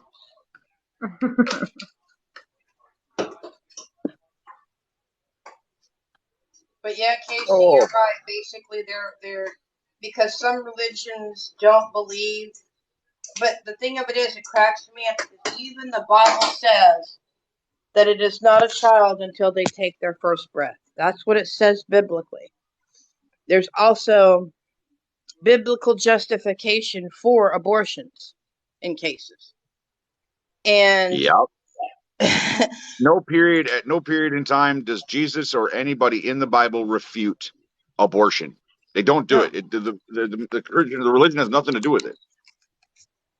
no. Well, then I don't understand where did Their whole this thing is whole. the Ten Commandments, thou shalt not kill. That's their only argument. Well, actually, Oh, actually, um, while a lot of this has come into play now, is because they've been basically told that white people are going to be a minority shortly, Yep. and they want white babies. Because if you, and what's really, According to the most recent U.S. Census, race aside, Christianity is on a decline. The last U.S. yeah, Census in 2020 showed a 40% drop. And I population. recently heard about an article that said that by 2039, less than 50% of the American population will be Christian. wow, that's awesome. Yep. And so what you're seeing in government right now is Christians desperately trying to hold on to power because they know they're dying. They're losing numbers in their churches. They're losing numbers of people that are identifying with their various houses and or denominations, and you're seeing a decline in it. And that's the natural progress of religion. It's what happens in every religion. The same thing happened with the Greek Orthodox, or not Greek Orthodox, but pantheon, the Roman pantheon, the Norse pagan pantheons. I mean, every religion eventually dies. It's just the way of religion. But with modern society, because of how ingrained Christianity is in everything of as far as like American culture goes, it's going to be a hard pull. It's like taking out a wisdom tooth. It's going to take some effort. Yeah. No, what exactly is paganism? Pagan is a broad term to that Christians gave other religions. So if you existed in the first century of Christianity and you weren't a Christian, you were a part of a tribe. That tribe of people celebrated their own specific god. That was considered pagan. Okay. Buddhists are considered pagans. Witches, Witches, warlocks, everybody that isn't Christian is considered pagan. It's just a broad term.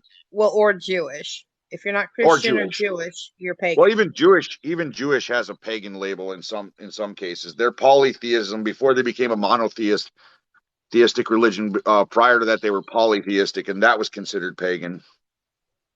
And also another question I have for you too is a lot of times when you're arguing with someone on here, debating with someone, they'll bring up the fact that you're talking about the Old Testament.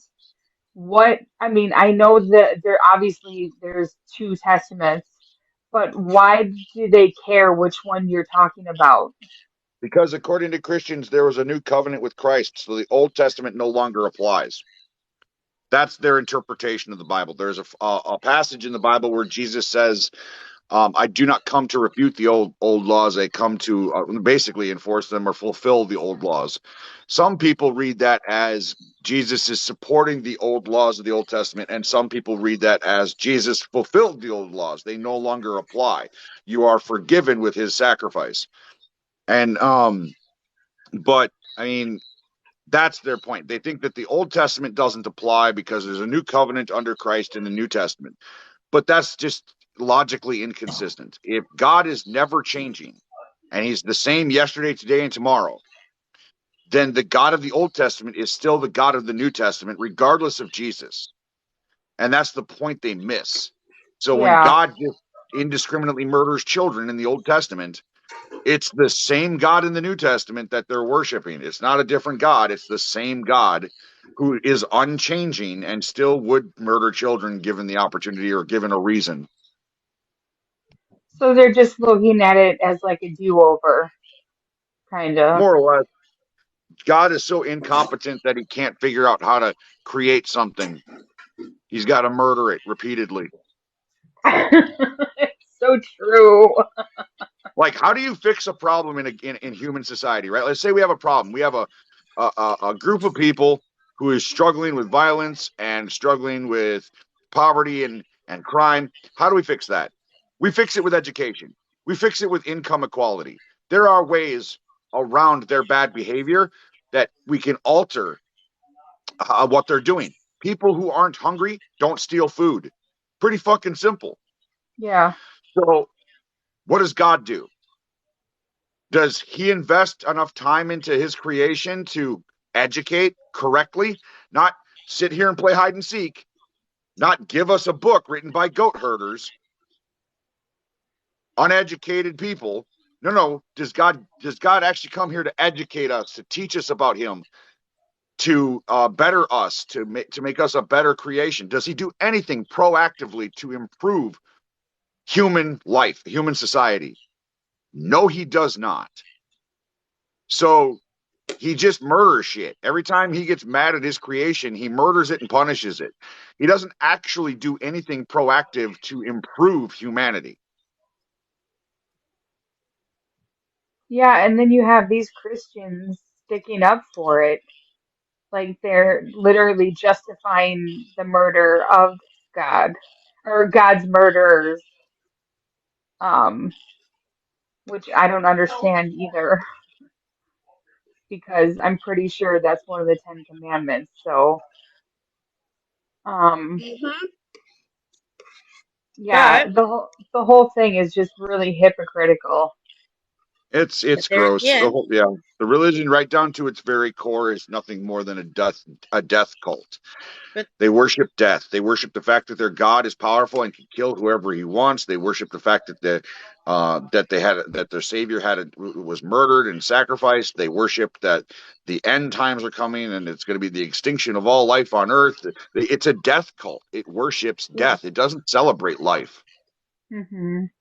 It looks at this life as though it is but rags, and you are not to lean on your own understanding. So says the Bible.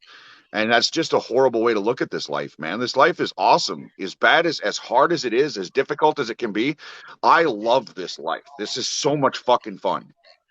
On days when I feel miserable and I'm bored, it's still fun because I'm still here experiencing it. I don't Yeah. want to go into hospice care. I'm not interested in that. But if my choice is hospice care or homelessness, I'm going to take hospice care. I don't want to be homeless. Yeah, and we're talking like homeless, like literally living on the streets because you don't have a car type homeless. Correct. Yeah. Which is why this is here. I don't normally advertise this very often, but if y'all want to donate, I'd really fucking appreciate it. It keeps my ass alive. I might actually keep my apartment if I can make enough money here on TikTok. Oh, by the way, I am also posting all of these lives as recordings to YouTube. Oh, I got a YouTube channel. I've had one for about 5 years. Yeah, if you want to follow me on YouTube, it's Ethan Lawless or at Ethan Lawless. And all of the lives that I've been able to record and save are on my TikTok or on my YouTube. So Oh, that's badass. there's like 30 or 40 hours of footage. I'm uploading a 10-hour video right now from yesterday. Wow, Uh, 10 hours.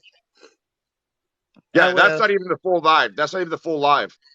There were 3 other short lives for like an hour and a half each before that. I started a live, I restarted a live, I restarted a live, I restarted a live one more time, and then we went for like 10 hours, 9 hours and 50 minutes. Oh So it's gosh. actually closer to like 16, 15 or 16 hours total of lives yesterday. Maybe you should think about doing podcasts too. I would, but I need the equipment. I don't have the right equipment for it. My laptop is a pile of dog shit that can barely operate YouTube. When I watch YouTube videos, I don't use my laptop anymore. I use my television because my Roku does better at processing video than my fucking computer does. Oh, So well, Ethan, look I at need your I need comments. I need an entirely new setup if I want to do a full YouTube channel and podcast. I want to, but I need like $3,000 to pull that off. And that's not even high end. That's on the medium end of things. Like that's a medium end gaming PC with a good video and audio card. That's a medium end webcam. That's a medium end microphone Ethan, desk. This isn't even high end anything. Ethan, Jesse is asking how much you're short. For rent or for Uh, what? she just she just I don't says how know. much are you short? It's Jessie Jane. I have beliefs. Thank you very much for your condescension, Barbara. You don't But know anything about me, yet you can use your Christianity to sit in my comment section and make vapid comments, uninformed comments about somebody you don't know anything about. I'm glad you're good at making assumptions. but she's asking how much you're short, so she knows Oh, how to much to. rent. So my rent isn't due until next month, and it's $540. I I'm in this apartment through a homeless program, and this right here is you can barely see it. It's an eviction notice because this this homeless program was paying 100% of the rent. What I didn't know is that it pays 100% of the rent for 4 months, and then it charges me 33% of the rent. And my total rent is $1,378 a month. And for this month, I was supposed to be responsible for 540, but they decided they said they were going to pay that for me, and that next month I would be responsible for the balance of 540. And then the next month I will be responsible for the balance of 540. And then at some period in the near future, that balance goes from 33% of the rent to 60 some odd percent of the rent. I will be responsible for over $800 a month. And then by the end of this year, the homeless program will cease to assist me at all, and I will be responsible for 100% of the rent. And I would love to know where the fuck I'm going to get 1,300 goddamn dollars a month, because my disability is 1176, and 500 of that pays child support, and another 160 pays my Medicare premium, and another 100 of that pays my cell phone, and another 100 of that pays my internet, which leaves me about $388 a month to live off of, to use to get back and forth to dialysis, to buy things like toilet paper and paper towel and other stuff that I need. Yep, completely fucked. This homeless program is for people who can work a job, but are just down on hard times. This homeless program is not for the disabled who can't work. Trust me, if I could put my ass back in a semi truck and go the fuck back to work, I'd be doing it. I would be doing it. Oh my God, I would be doing it. Some truck drivers make a pretty they're not getting rich being a truck driver, but you can make a pretty good clip of money. being a truck driver. And especially the way I wanted to do it. How I wanted to do it was I wanted to drive truck in Minnesota in the summertime during road construction season. So for like about 7-ish months out of the year, I'd be hauling asphalt and shit. And that pays a really good amount. You're talking like $35 to $45 an hour. It's crazy. She And was then asking how much you were short in rent, Ethan. I know, I explained it, $540. Okay. And then come down to Arizona in the winter time, because I don't want to be up in Minnesota in the winter. That shit's too cold. But come down to Arizona in the winter time, do the whole unemployment thing, and then go back up to Minnesota in the summertime again and drive truck. Like, that's what I wanted to do. I can't do a home customer service job. It doesn't pay enough. In order for me to pay for insurance, health insurance, in order for me to pay my rent, in order for me to cover my medications and everything else that I need, I would have to make a minimum of $35 an hour. Minimum. I've done all the math on it. Groceries, everything. Because if I get a job, I will lose my Medicare. If I get a job, I will lose my disability. If I get a job, I will lose the homeless program I'm on right now. Like, that's what sucks And with about your being in health poverty. issues, no one's gonna hire you because they won't hire people with health issues like that. They'll hire people with some disabilities, but not people with health issues Yeah, they're because not they going to don't want hire to be me. liable. Yeah, I'm high risk hypertension for heart attack and stroke. And I go to dialysis 4 days a week. Nobody's going to hire me to work 3 days.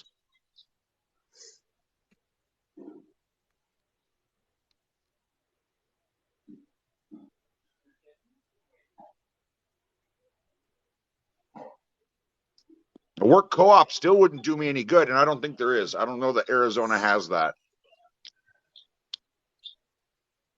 I don't know. You might try if you haven't already HUD I'm working on that. I, because I what have they to, can do, at I have least to respond to an email on Monday.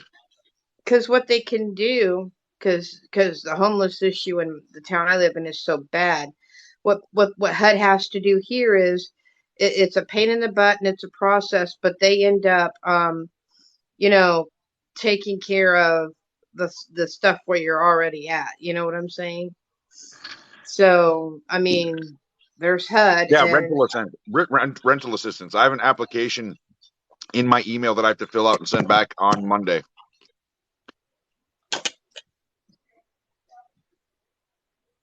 they're slow as all get out and they're a pain in the butt, but might want to hurry up and do that before all these budget cuts come in since they're so Christian.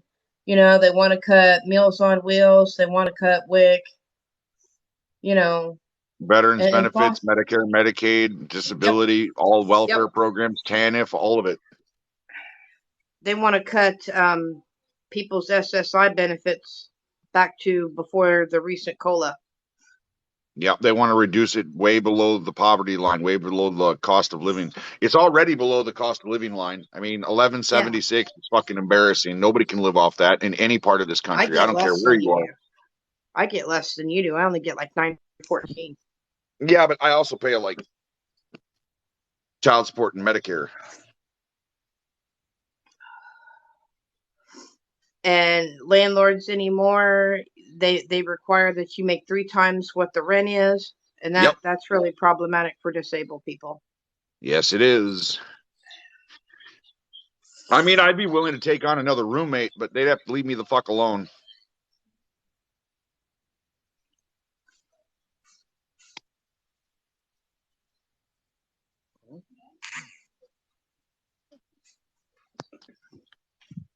They'd have to, do their thing and let me do my thing, and that would be it. That would be it. I had a roommate when I first moved here, and my rent was $700. And I did still struggle to pay that, not nearly as bad as I am now.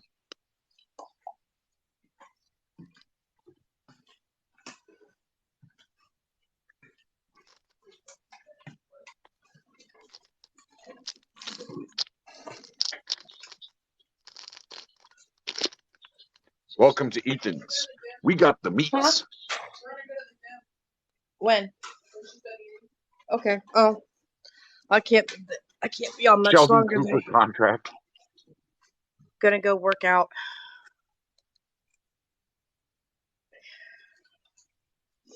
Here in a bit. Fuck, I wish. I haven't Well, I lifted have to. weights in I have years. to do that. That's like my form of pain management because Medicaid. I can't get this all with my legs and my feet. All the stuff that I need comes to $600, and they said nope. They said no to my polyp surgery. So going to the gym is my only form of pain management. I started smoking weed. Well, weed and I don't get along very well, Oh, so neither and do it's I. illegal. But Neither in do I. I don't get along with it. my state it isn't legal. So I'm in Arizona, and we have like dispensaries everywhere. well, I live in a red state if that gives you any clue, and they don't. No, they won't legalize it here. They won't.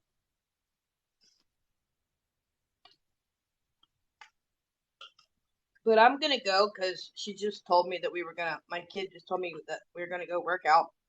So I All gotta right. get laundry together and I gotta get ready to go. So Take it maybe easy. if you're on later, I'll try to Yep. get on here. Sounds good. Alright. Barbara, don't do a live based on bashing religion, and maybe you will get more sympathy. I don't want your fucking sympathy, Barbara. When did I ever ask you for your sympathy? When did I ever say that? I asked for help. If you want to help, fine. But I don't want your goddamn sympathy. And Barbara, religion doesn't deserve respect. Barbara, if you don't like his religious views, then why are you even in here in the first place? Right. Then you can Hey, go Brittany. live and do a Christian live.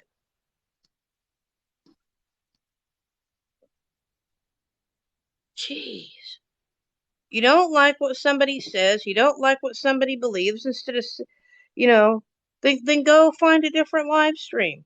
I freaking hate that. I go in, I'm not a Democrat, I'm liberal, but I stick because I have democratic values. I don't go into Republican live streams. I'm not Christian. There are people that I'm cool with that are Christian and they know I'm a practicing pagan and they don't, we're cool. So I'll go, I don't go into Christian live streams. I don't go where I'm not wanted. That's what some of y'all seem to have a problem with. Oh, no. Christians seem to think that they have a right to be everywhere Oh, yeah. all the time.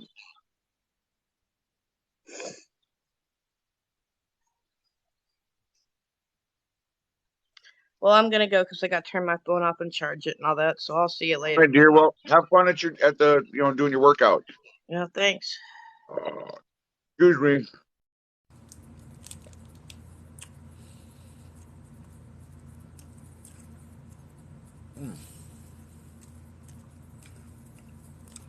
I think we're going to take a break. I think we're going to take a break for a little while. And we're going to go live again later. I'm going to try to get... Ooh, wait. Are you eating a meat stick? Long time no see. I love you. Hey, J Mike, how you doing, my guy? What's up? Ladies and gentlemen, if you are not following J Mike, you need to go follow J Mike. One of the best hosts of the Atheist Experience on YouTube and one of the smartest men I know. Like, for real talk, this dude is a philosophical genius. I love you too, J Mike.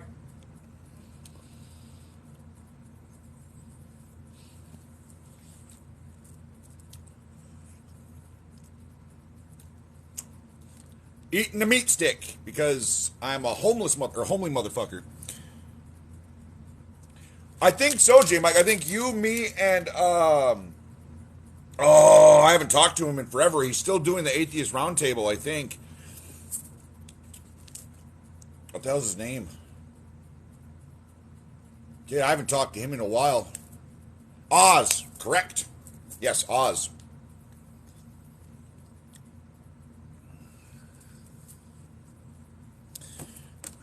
Actually, you know what? I don't know if you're busy. Are you busy, J Mike? It's up to you. Oh, I can join. I, I Hooray! am I am busy, but I do want to verbally tell you that I love you and I miss you, and I hope I all is love you well. too, man. How are things going? You almost are you done with school yet? I did well. I finished. Yeah, I finished with my programming degree. I just gotta continue on. Right on. Yeah. So yeah, I've made strides finally. Well, I mean, yeah, I know that school can be really difficult. I mean, we have an atheist friend, bearded skeptic, who's going through medical school right now. I can't imagine that's easy. Yeah. Yeah. He. Matter of fact, I haven't even seen him here for a while. His wife No. is still on here. No, I haven't seen him either. Last I heard from him, I tried to get him on AXP or Talk Heathen, Right. which is something I've wanted to talk to you about at some I sent point. in I sent in an email asking if I could be a co-host. I never got anything back. I wasn't sure if they'd be I willing to can take some on somebody like me. I'm a mouthy motherfucker, man. No, I mean what I essentially I can submit a guest request and s- uh, your quote unquote mouthiness I don't think is an issue because it's not the mouthiness that's um dismissive or hateful to um for equality of people, right? To like my trans friends and my gay friends, right? I know you have that No, in mind, right? I think that's I'm not your hatred spewed out against philosophy. people against people like that in that sense, right? Um, I so will die on the I have hill for I have equal no I rights. have no issue there. It's more so of just pushing in my kind of same thing with bearded. It's hey, I'll submit a kind of guest request, but I don't really know how the scheduling works and all that stuff. So at that point, it's kind of Hey, I man, don't know how that works. I'm following you. I am following you here. Yeah. Just shoot me a message and let me know one way or the other. I Yeah, would love to no, be I, a I'm. part-time host on those shows. Like for real, it'd be fun. Was today your first day doing a live? No, no. I have a YouTube channel where I've like posted a bunch, like 40 hours worth of live material that were Oh wow, recorded here okay. on TikTok.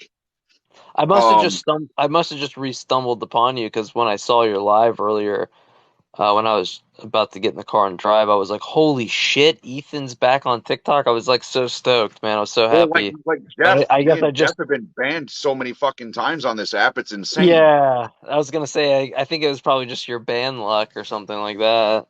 Yeah. There'll be like 3 months where nobody will see me live because I'm trying to build up viewership on a new channel. Well, man, it's really good to see you, man, because I know some of the health issues that you've been public on and Yeah, I'm dealing stuff with that like that. still.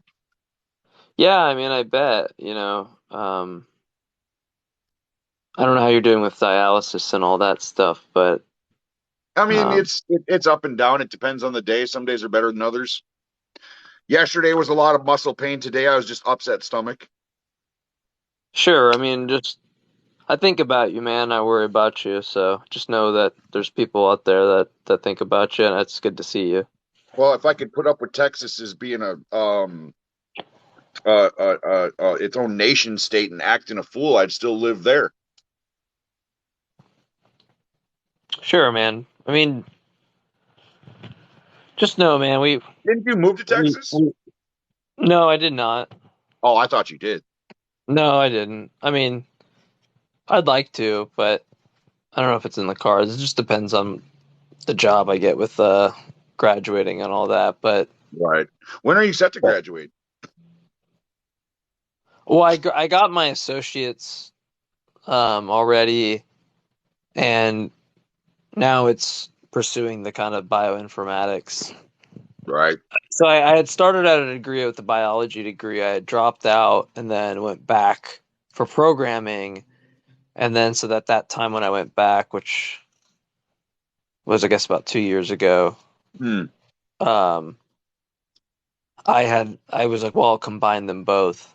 The school I ended up going into, I ended up just finishing my programming degree, given my credits, Yep. and so now I'm gonna pursue forward and try to see what I can do with bioinformatics or computational biology. But I don't know, I'm in a weird limbo because if I can find just a job with this associate's degree I have, then I don't really want to do school anymore. But the the passion is to incorporate it with biology. So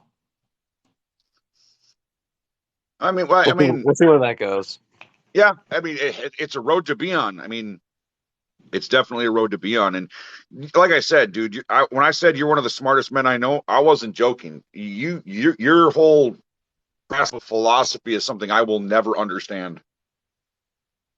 Well, I appreciate that. I don't know that that indicates me being smart. I mean, a lot of the only reason that I got into philosophy was to see like what theists were clinging on to, right? As like a last ditch effort. For me, it was like I've talked to a lot of friends and they're into philosophy, and a lot of them are theists, and I'm like, this seems. I mean, well, if I want to criticize these views on philosophy of religion, I guess I should understand philosophy of religion. And then once I got into it, I realized it was like a meme, like that these arguments aren't any good and they're the same No, recycled arguments for the they're all last. circular, or they all end to like Is it reducto absurdum? I'm not sure what the wording is. It ends up in a No, reductionist argument. a reductio is different, but I mean, I mean, I think there's provoking thoughts in philosophy of religion, so I don't want to dismiss it, but I mean, it is something that I think like atheists should. I don't think there is a should statement that you should necessarily, but I think atheists should engage with it because it's what helped me get into it and help me understand what the person was like. I don't know.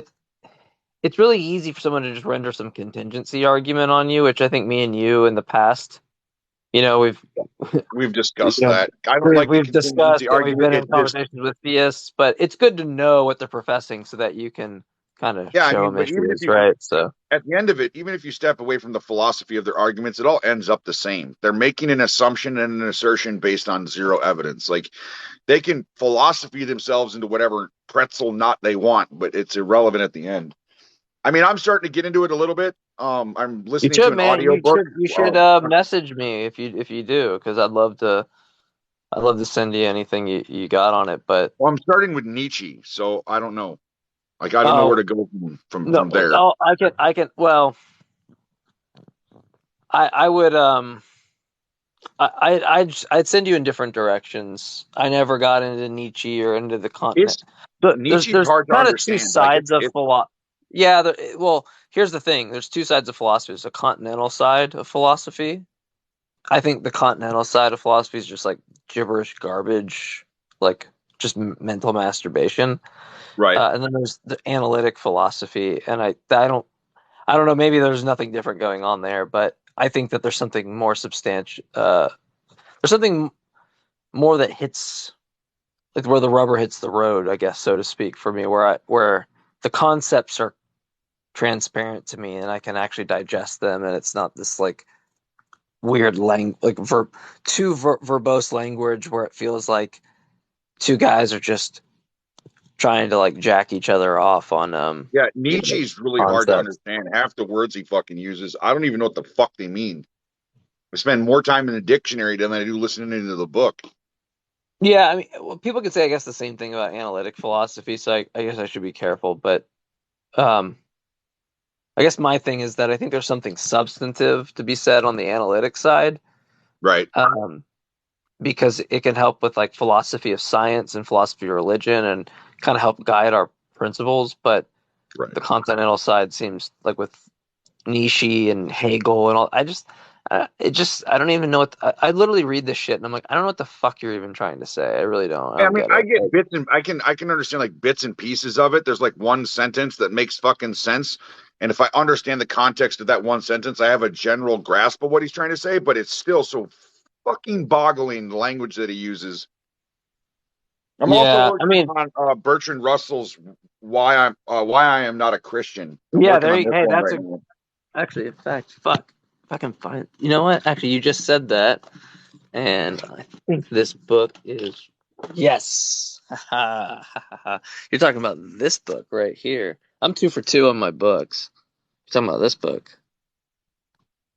Yep, Great, that book. great, great book. I Great, actually great, have a great book. list. As soon as I finish this one, I have a list of other books that I want to get from the local Barnes and Noble. The person at the bottom who just commented. What the fuck? Do I know English? What the hell's Graham wrong with Opie. me? Yes, Graham Oppie. That is like my that's my guy. Like if Graham I'm gonna Oppie. yes, Graham Oppie in my opinion is the guy. He's I'm uh gonna he's a look up. he's a naturalist atheist philosopher. If you ever hear me on TikTok, a lot of the times I'm rendering Graham Oppie types of arguments or at least considerations against theists. Um, Right. so he's awesome. Graham Oppie's great. Oh yes, I love Joe. Joe's awesome. And Paul Draper's great too. I like Paul All right. Draper. So, which book Him from too. Graham But Oppie would you yeah, suggest? Agrippa Trilema. I don't know what your name is. I can't really see it. My eyes are terrible. I'll just call you Trilema. Trilema. Yes. Majesty of Reason's cool. I actually have sent Joe like personally arguments that I've constructed that he's torn down. So, so What book yeah. would you suggest from Graham Oppie? We got Arguing About Gods, Atheism, the basics, Yeah, Naturalism, and philosophical Religion. perspectives on infinity is good, but that one's might be a little bit more esoteric, and he's also changed his view, from what I've understood on a lot of it. Okay.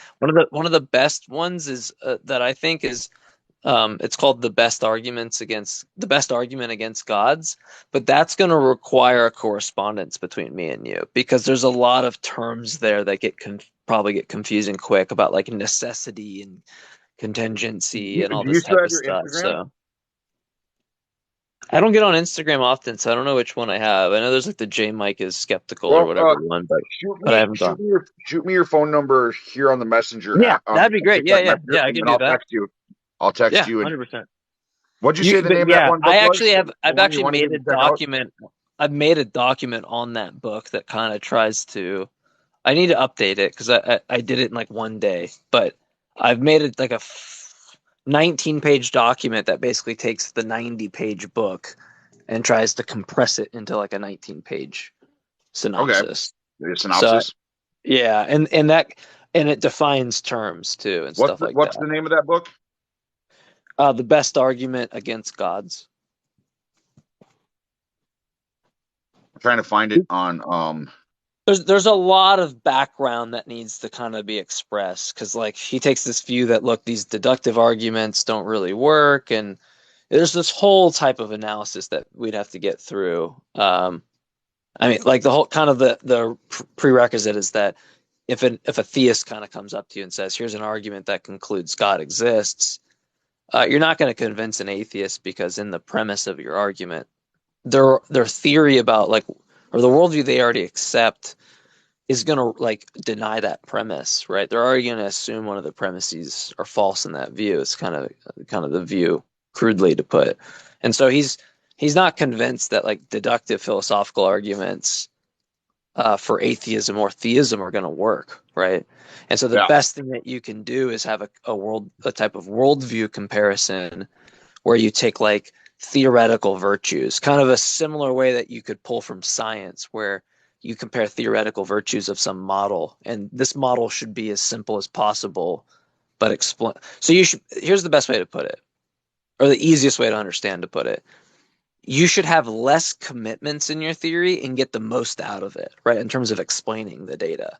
If you need to add a whole bunch of extra shit for no reason, right? Kind of like an Occam's razor kind of notion. Right. Occam's razor. Yeah, like in a sense, like an Occam's razor sense, then there's no reason to accept it. But he goes really in depth. It's not just like a very crude Occam's razor notion.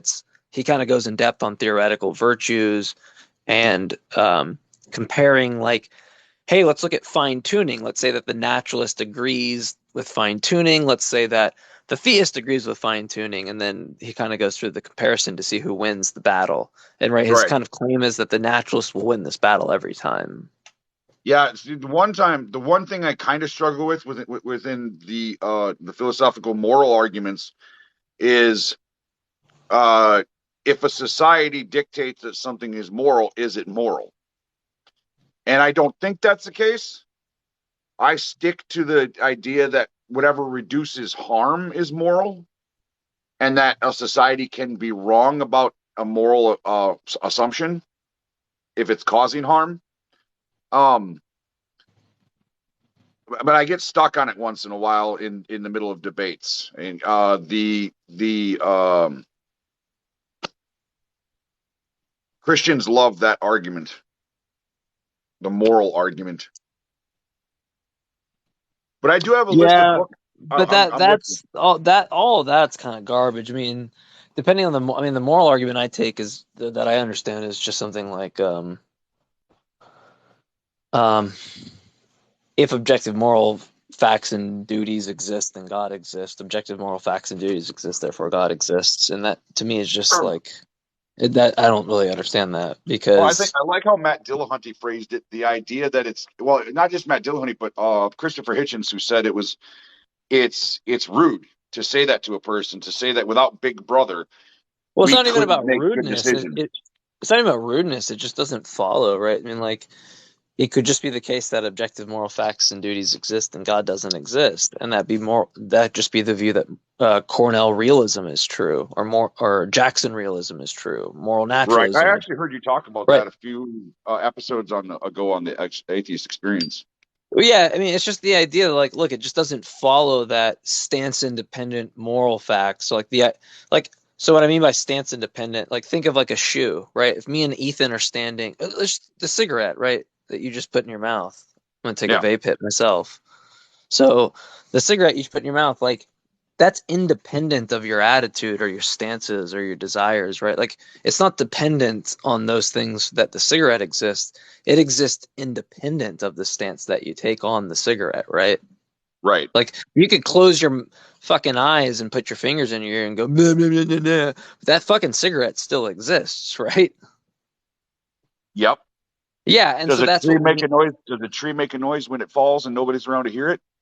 well, in this case, what I'm trying to express is that there's something that's stance independent, right? What I mean is that there's something objective. There's a cigarette, it's objective, or the shoe, it's objective. It just means that it's stance independent. It exists independent of like your mental cognitive faculties, right? Right, which is what morality is based off of in the first place. Well, so this is the kind of idea, right? So like if what they want to express to you is that in order for objective moral facts and duties to exist, God must, there must be God or whatever. I mean, there's kind of like two worries. One, it just doesn't seem to follow that there couldn't be stance independent moral facts or objective moral facts, right? Without a God. That could be true. I mean, I don't hold to it. I'm an anti-realist. I think morality is subjective. But there could be I like an agree. atheist could, yeah, but the whole point is that we haven't satisfied the conversation to the moral realist, right? Like there could be an atheist, like my friend Cease to Know, right? I'm sure you know Cease. I know. Yeah, Um, I'm to know. yeah, he's a moral realist, but he's an atheist, right? It's not like Right. he's like de facto barred from making like an argument for moral realism because he's an atheist, right? He's not like in some contradiction or something. It's just that's ridiculous. Right. Um, and then there's also just the concern that when a theist talks about moral facts, it's usually dependent on God's stances, and so that usually just, from my perspective, seems to mean that it's subjective, right? Because Yeah, it's it's subjective to God, right? What does God exactly, choose yeah. is So moral or isn't moral? And then Christians are even more subjective about it, right? Because they'll admonish homosexuality, but they won't go after eating shrimp or wearing clothing to mix fabrics or the arbitrary commandments that God gives in the Bible. They're being subjective of God's subjective moral positions. yeah, and so I mean, you can kind of for them, I mean, you can get into the kind of Euthyphro issue and all that from there, just Is it Yeah. does I'm gonna God look definitely. through I look found the through the book on good, or Amazon, so I'm definitely gonna pick that up.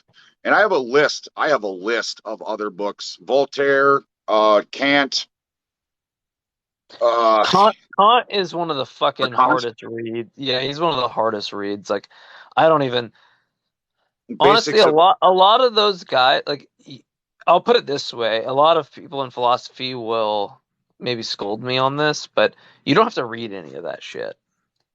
You can read like commentaries of like professional philosophers on YouTube that give you a okay. synopsis on the view.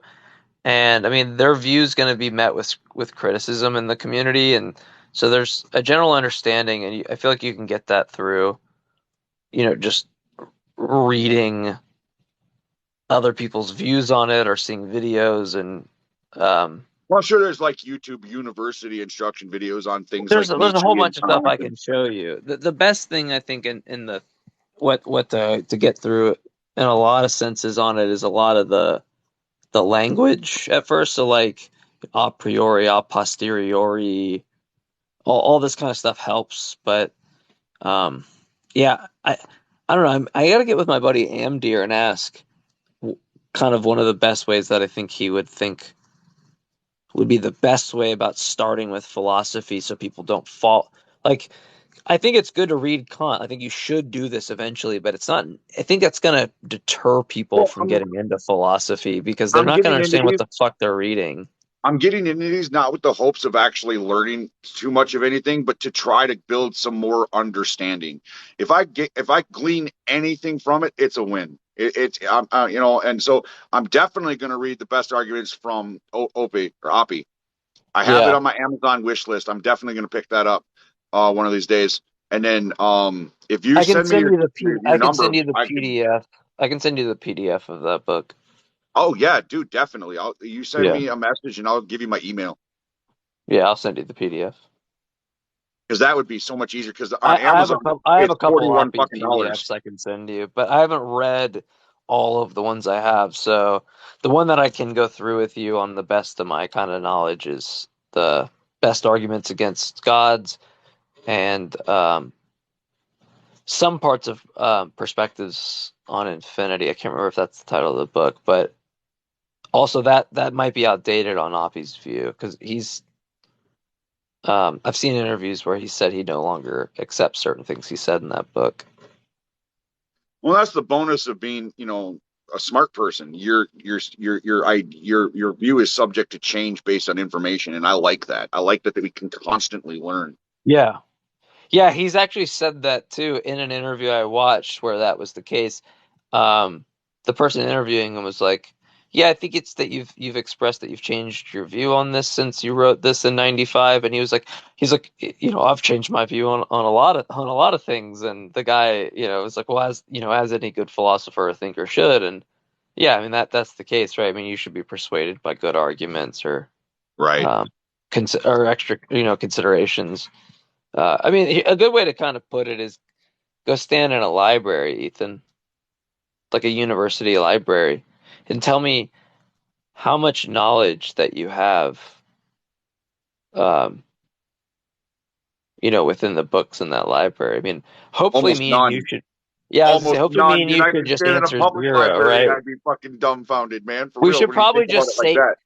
we should probably just say zero, right? I mean, we might as Yeah. well, Yeah. Yeah. It right? might as Like, well just be zero. yeah, and so I mean, and that's the thing that attracts me to Oppie a lot is that he has this type of perspective. He's actually used that very specific example, and I think he has a very. I think that's why theists are really attracted to him as well, and that theist is like highly like regarded very highly among theists.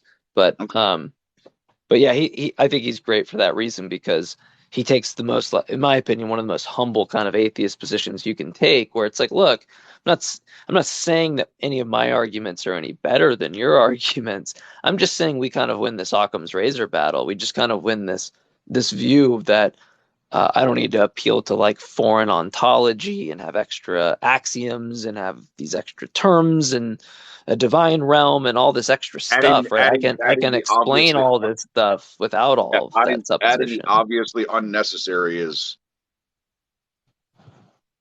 You Yeah, run and into I it a think lot. You should have been in my live yesterday, man. You would have had a heyday with a few of my guests. Holy that shit. that would be great. I mean, by the way, I think this I could be wrong, and I wanted to talk to I see Andrew actually is in the comments now, so that's great. I didn't know he was in here, but I actually want to talk to Amdir about this too. I think for the same reason, I could be wrong, but for the same reason that this kind of view on naturalism that Oppie takes is an argument against like the kind of brain in a vat solipsistic scenarios, right? Where you're not going to give a deductive argument to be like, well, brain in a vat, me being in the matrix is clearly false. But what I can do is kind of have this view where, well, there's a lot of considerations, but one of the considerations is that, like in the brain in a vat scenario, there's the brain in a vat plus the natural world. And in my view, there's just the natural world.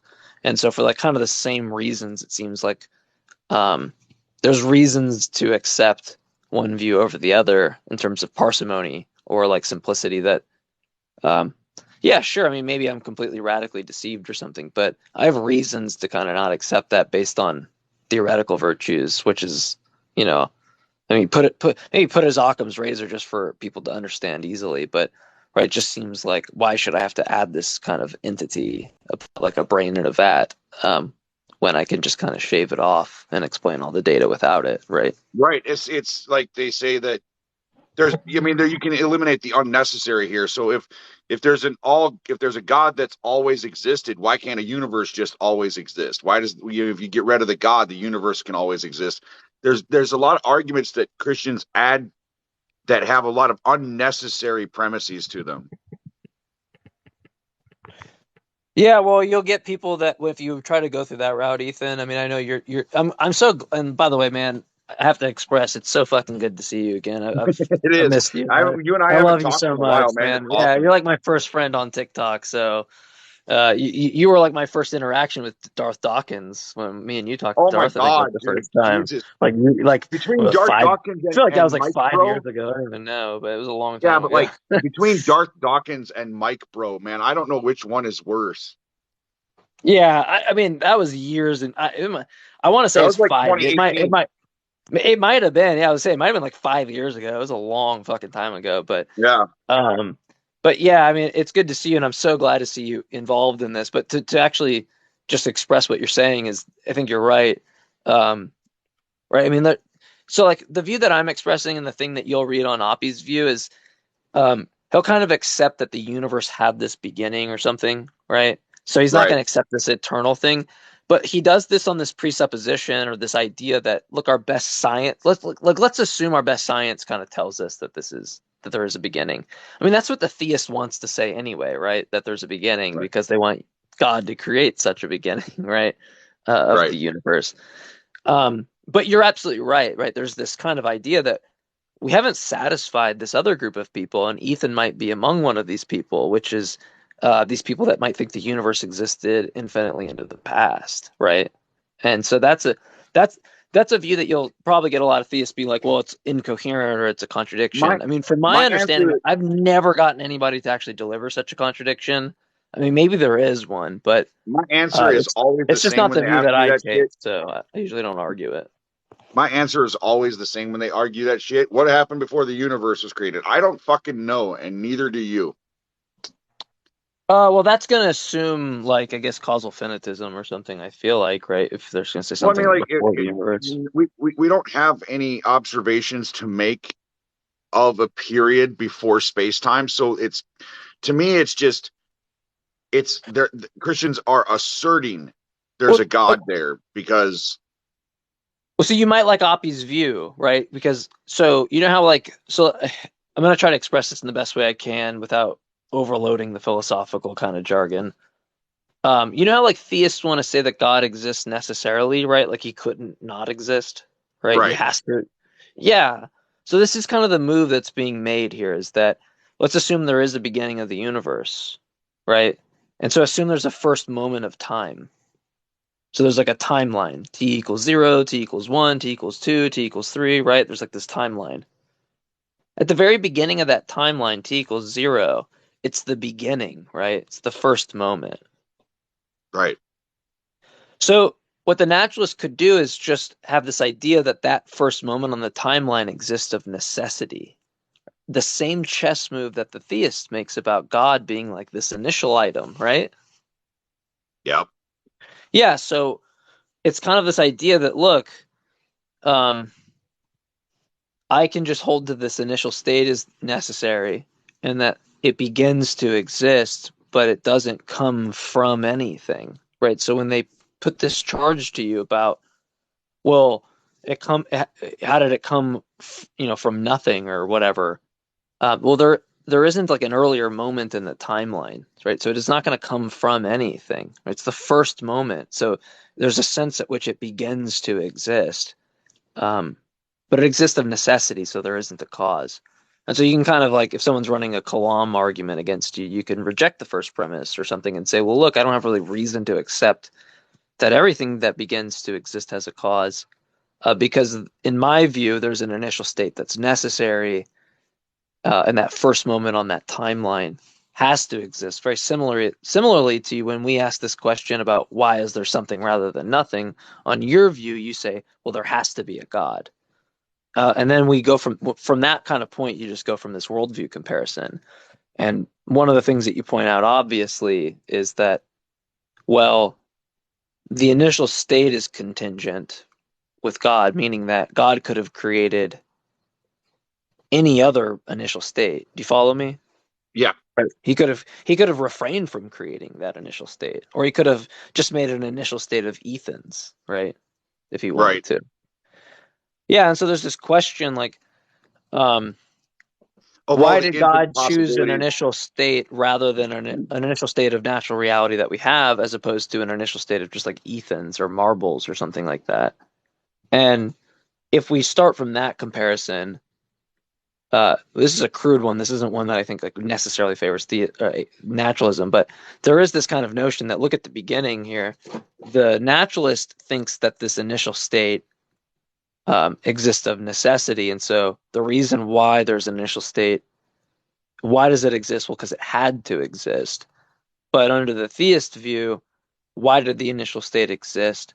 Well, because God chose that initial state to exist. And we can ask this question, well, why did God choose that initial state rather than another one, right? Because he could created an infinite array of initial states. And Right. it doesn't seem like we're going to get an answer to that question. We're just going to get, well, God had a free choice. And so it seems like potentially that off the rip, the naturalist is kind of already winning, right? Because there isn't a part. They have a partial explanation, but we kind of have a full explanation here, right? It had to exist, but for them, we don't really get a full explanation on why this initial state exists rather than some other one that God could have possibly created.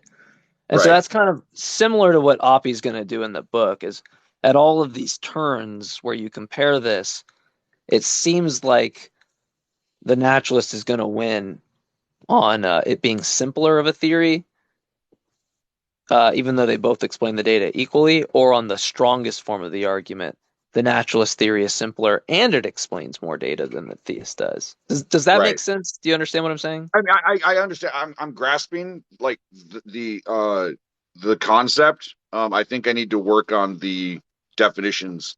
Yeah, the definitions kind of fucking suck. I mean, that's the thing that I realized when I was getting into philosophy, that I was when I was sitting there doing it, like, can I speed this fucking process up? Just get it.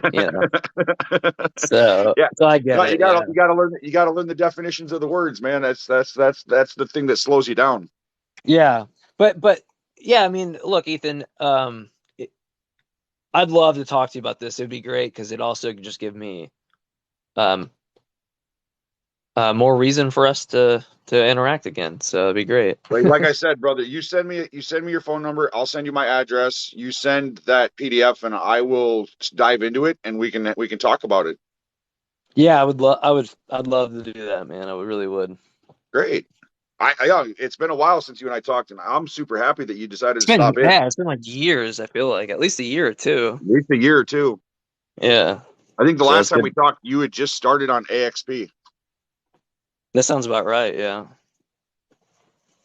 That sounds about I right. kind of like. I'm on I know TikTok that a you've been lot, like so I think we'll see each other more often now, but rock on. yeah. It's nice to connect with people who are like minded on the internet, especially people you can learn shit from. It's like You don't want that friendship that's boring, that you're not getting anything. Like there's no back and forth and stuff. So I love hanging out and talking to people that I think are smarter than me. No, you gotta understand, Ethan. A lot of like the rhetoric that you've had, especially against like LGBTQ hate, like hatred, and so let me put it this way. You might remember this video. You probably made this video like 3 or 4 years ago, but you made a video and it like really resonated with me. And it might just be like trivial for some people, but it really hit me and made me have a lot of respect for you. You had posted a video and it was you painting your nails, and it was like someone had commented about you having painted nails, and you just went on this kind of rant about how this person wants to see themselves within you, right? Like that this whole idea about when they criticize somebody who looks different or paints their nails or wears a dress or whatever, that what they're kind of expressing there is this notion that they're like unsatisfied that the person isn't expressing this like projection of what they want them to express. And it Right. was so clear to me in that moment of like, holy shit, like I've kind of bared that burden for things too, where I'm worried about that. But it made a lot of sense to me, even though I wasn't on that side where it was like, it didn't pull me like, oh, I should stop judging people or something. It was like, that's why that makes intuitive sense to me. Someone kind of had to spell out why I think that's intuitive kind of to me or something like Right. that. But It happened. yeah, It happened again do you know last that night. video that I'm talking about though? Do you know Yeah, what I'm I talking about? remember. Yeah, I okay. made a few videos on that topic and on that subject. I think my very first one was my very first atheist video on TikTok. It was basically the same thing, but it was more of an attack on Christian bigotry than anything else. And then that video I remember, but I've lost so many channels. I don't even have that video anymore. Dude, But it was such a great video, man. I I mean, actually I don't know if I you have got a a lot guy. of I had a guy in view my counts live on last it, but night. it was great. It was a great video. I had a guy in my live last night. This old guy jumped into the live and started just berating me for having long hair and facial hair and not looking like a real man. And I'm like, yeah, dude, it's just projection. When he looks at other people, he only ever wants to see himself because that's all he's comfortable with. He doesn't understand why other people make other decisions that he wouldn't make himself. And it makes him uncomfortable. Yeah. Yeah, I mean, it was great. I mean, it was yeah, it was great. I don't want to blow more smoke up your ass, I but it mean, was how good. tragic is that? How tragic of a worldview is that, do you think? To look at other people and only want to see yourself. Like, that is Yeah, so no, fucking I boring agree. and binary. No, yeah, I absolutely agree. I mean, I see that on one side of the aisle pretty obviously, but yeah. Right. No, I love diversity. I love diversity. I love diversity of thought. I love diversity of character. I don't want to live in a fucking echo chamber where all I ever hear is the same shit that I think already over and over again. Like, when I first started being an atheist, I didn't know that the atheist experience was a thing. I didn't know about Matt Dillahunty. I didn't know about Christopher That's Hitchens. what helped me make me an atheist. My buddy showed me Yeah. Well, like I started with George Carlin. VHS tapes of Like, the cable access show and shit. yeah, it was George Carlin that got me started with it, and then it was Bill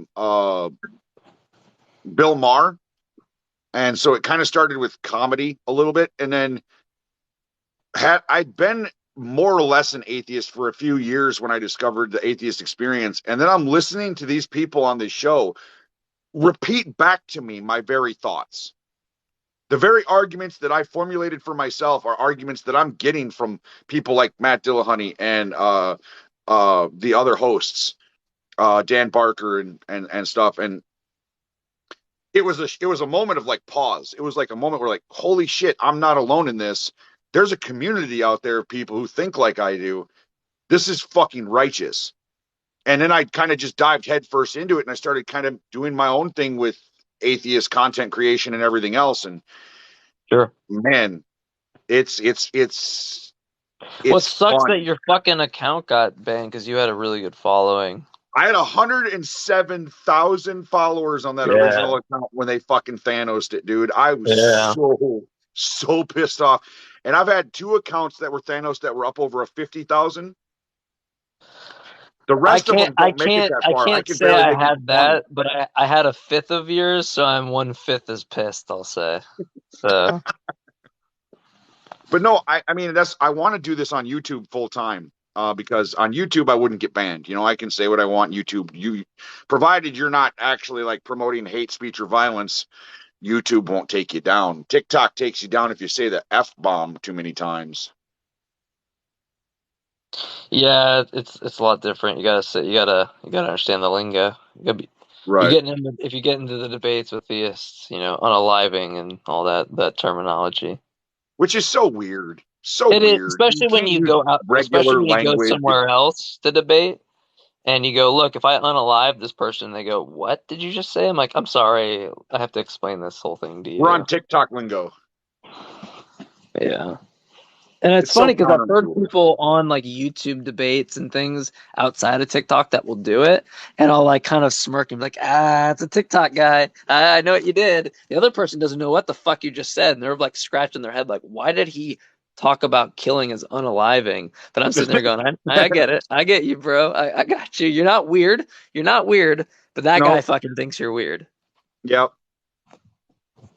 Now TikTok needs to like relax the community guidelines a bit because it's like the most restrictive It's bad. social media platform out there, like Twitter. And I mean, Twitter has its issues and Facebook has its issues, and so does Instagram, but they're not nearly as restrictive as TikTok is. Yeah, it's bad. It's really bad. Wait, man, I'm gonna pop out of here. All right, guy. Thanks for Amber, stopping in. And again, dude, J-Max for wordy. sure, like shoot me a message with your phone number, and I will send you my email, and we can chat. Have a good For one. sure, man. Yeah, man. Amber, did you find a theist? Wait, no, you're supposed to find one.